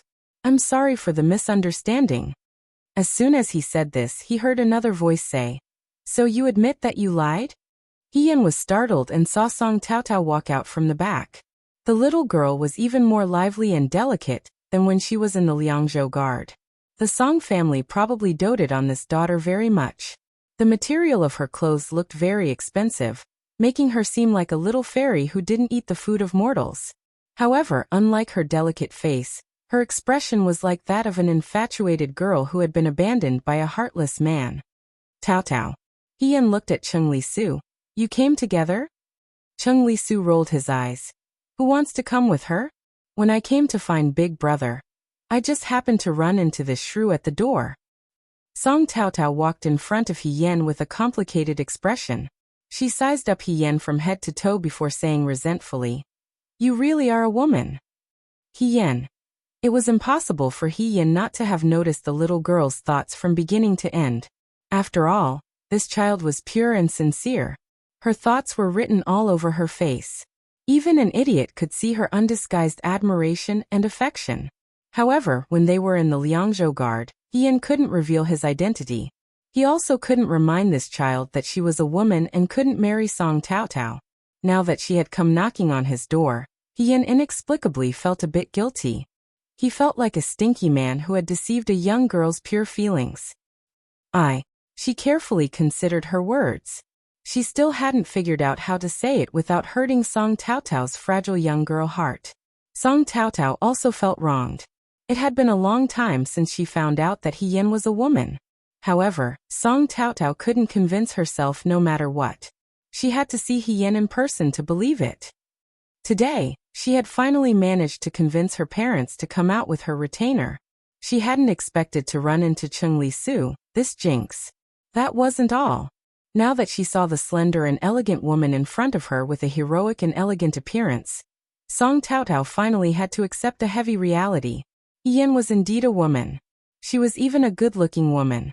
How could she have thought that this woman was a man at the time? She had even wanted to break off her engagement with Cheng Li-su and marry him. It's all your fault. Song Taotao was used to being pampered and was flustered. She vented all her anger on Yan. Why did you come to the Liangzhou guard to deceive people for no reason? Sorry. Yan carefully apologized to the child. I didn't do it on purpose. Why didn't you do it on purpose? The more Song Taotao thought about it, the angrier and more wronged she felt. She stared at Yan aggressively. You just wanted to show off your own heroic appearance so that you could outshine everyone else. Everyone else would look at you and you would be the only one in the limelight. Yan couldn't say anything. It's all your fault. Enough. Another voice interrupted. Yan turned around to look. Yincheng walked in with a cloth bag on his back. He blocked Yan's way and looked at Song Taotao with a cold face. Who are you? Who allowed you to be so impudent to my sister in my house? Yan felt a headache coming on. Right now, there was only her, Qing Mei, and the naughty child in the room. The situation was very awkward. Yincheng, this is Miss Song, and this is young Master Cheng. They are all friends I made in the Liangzhou guard. She then said to Song Taotao and the others, this is my younger brother, Yincheng. Friends.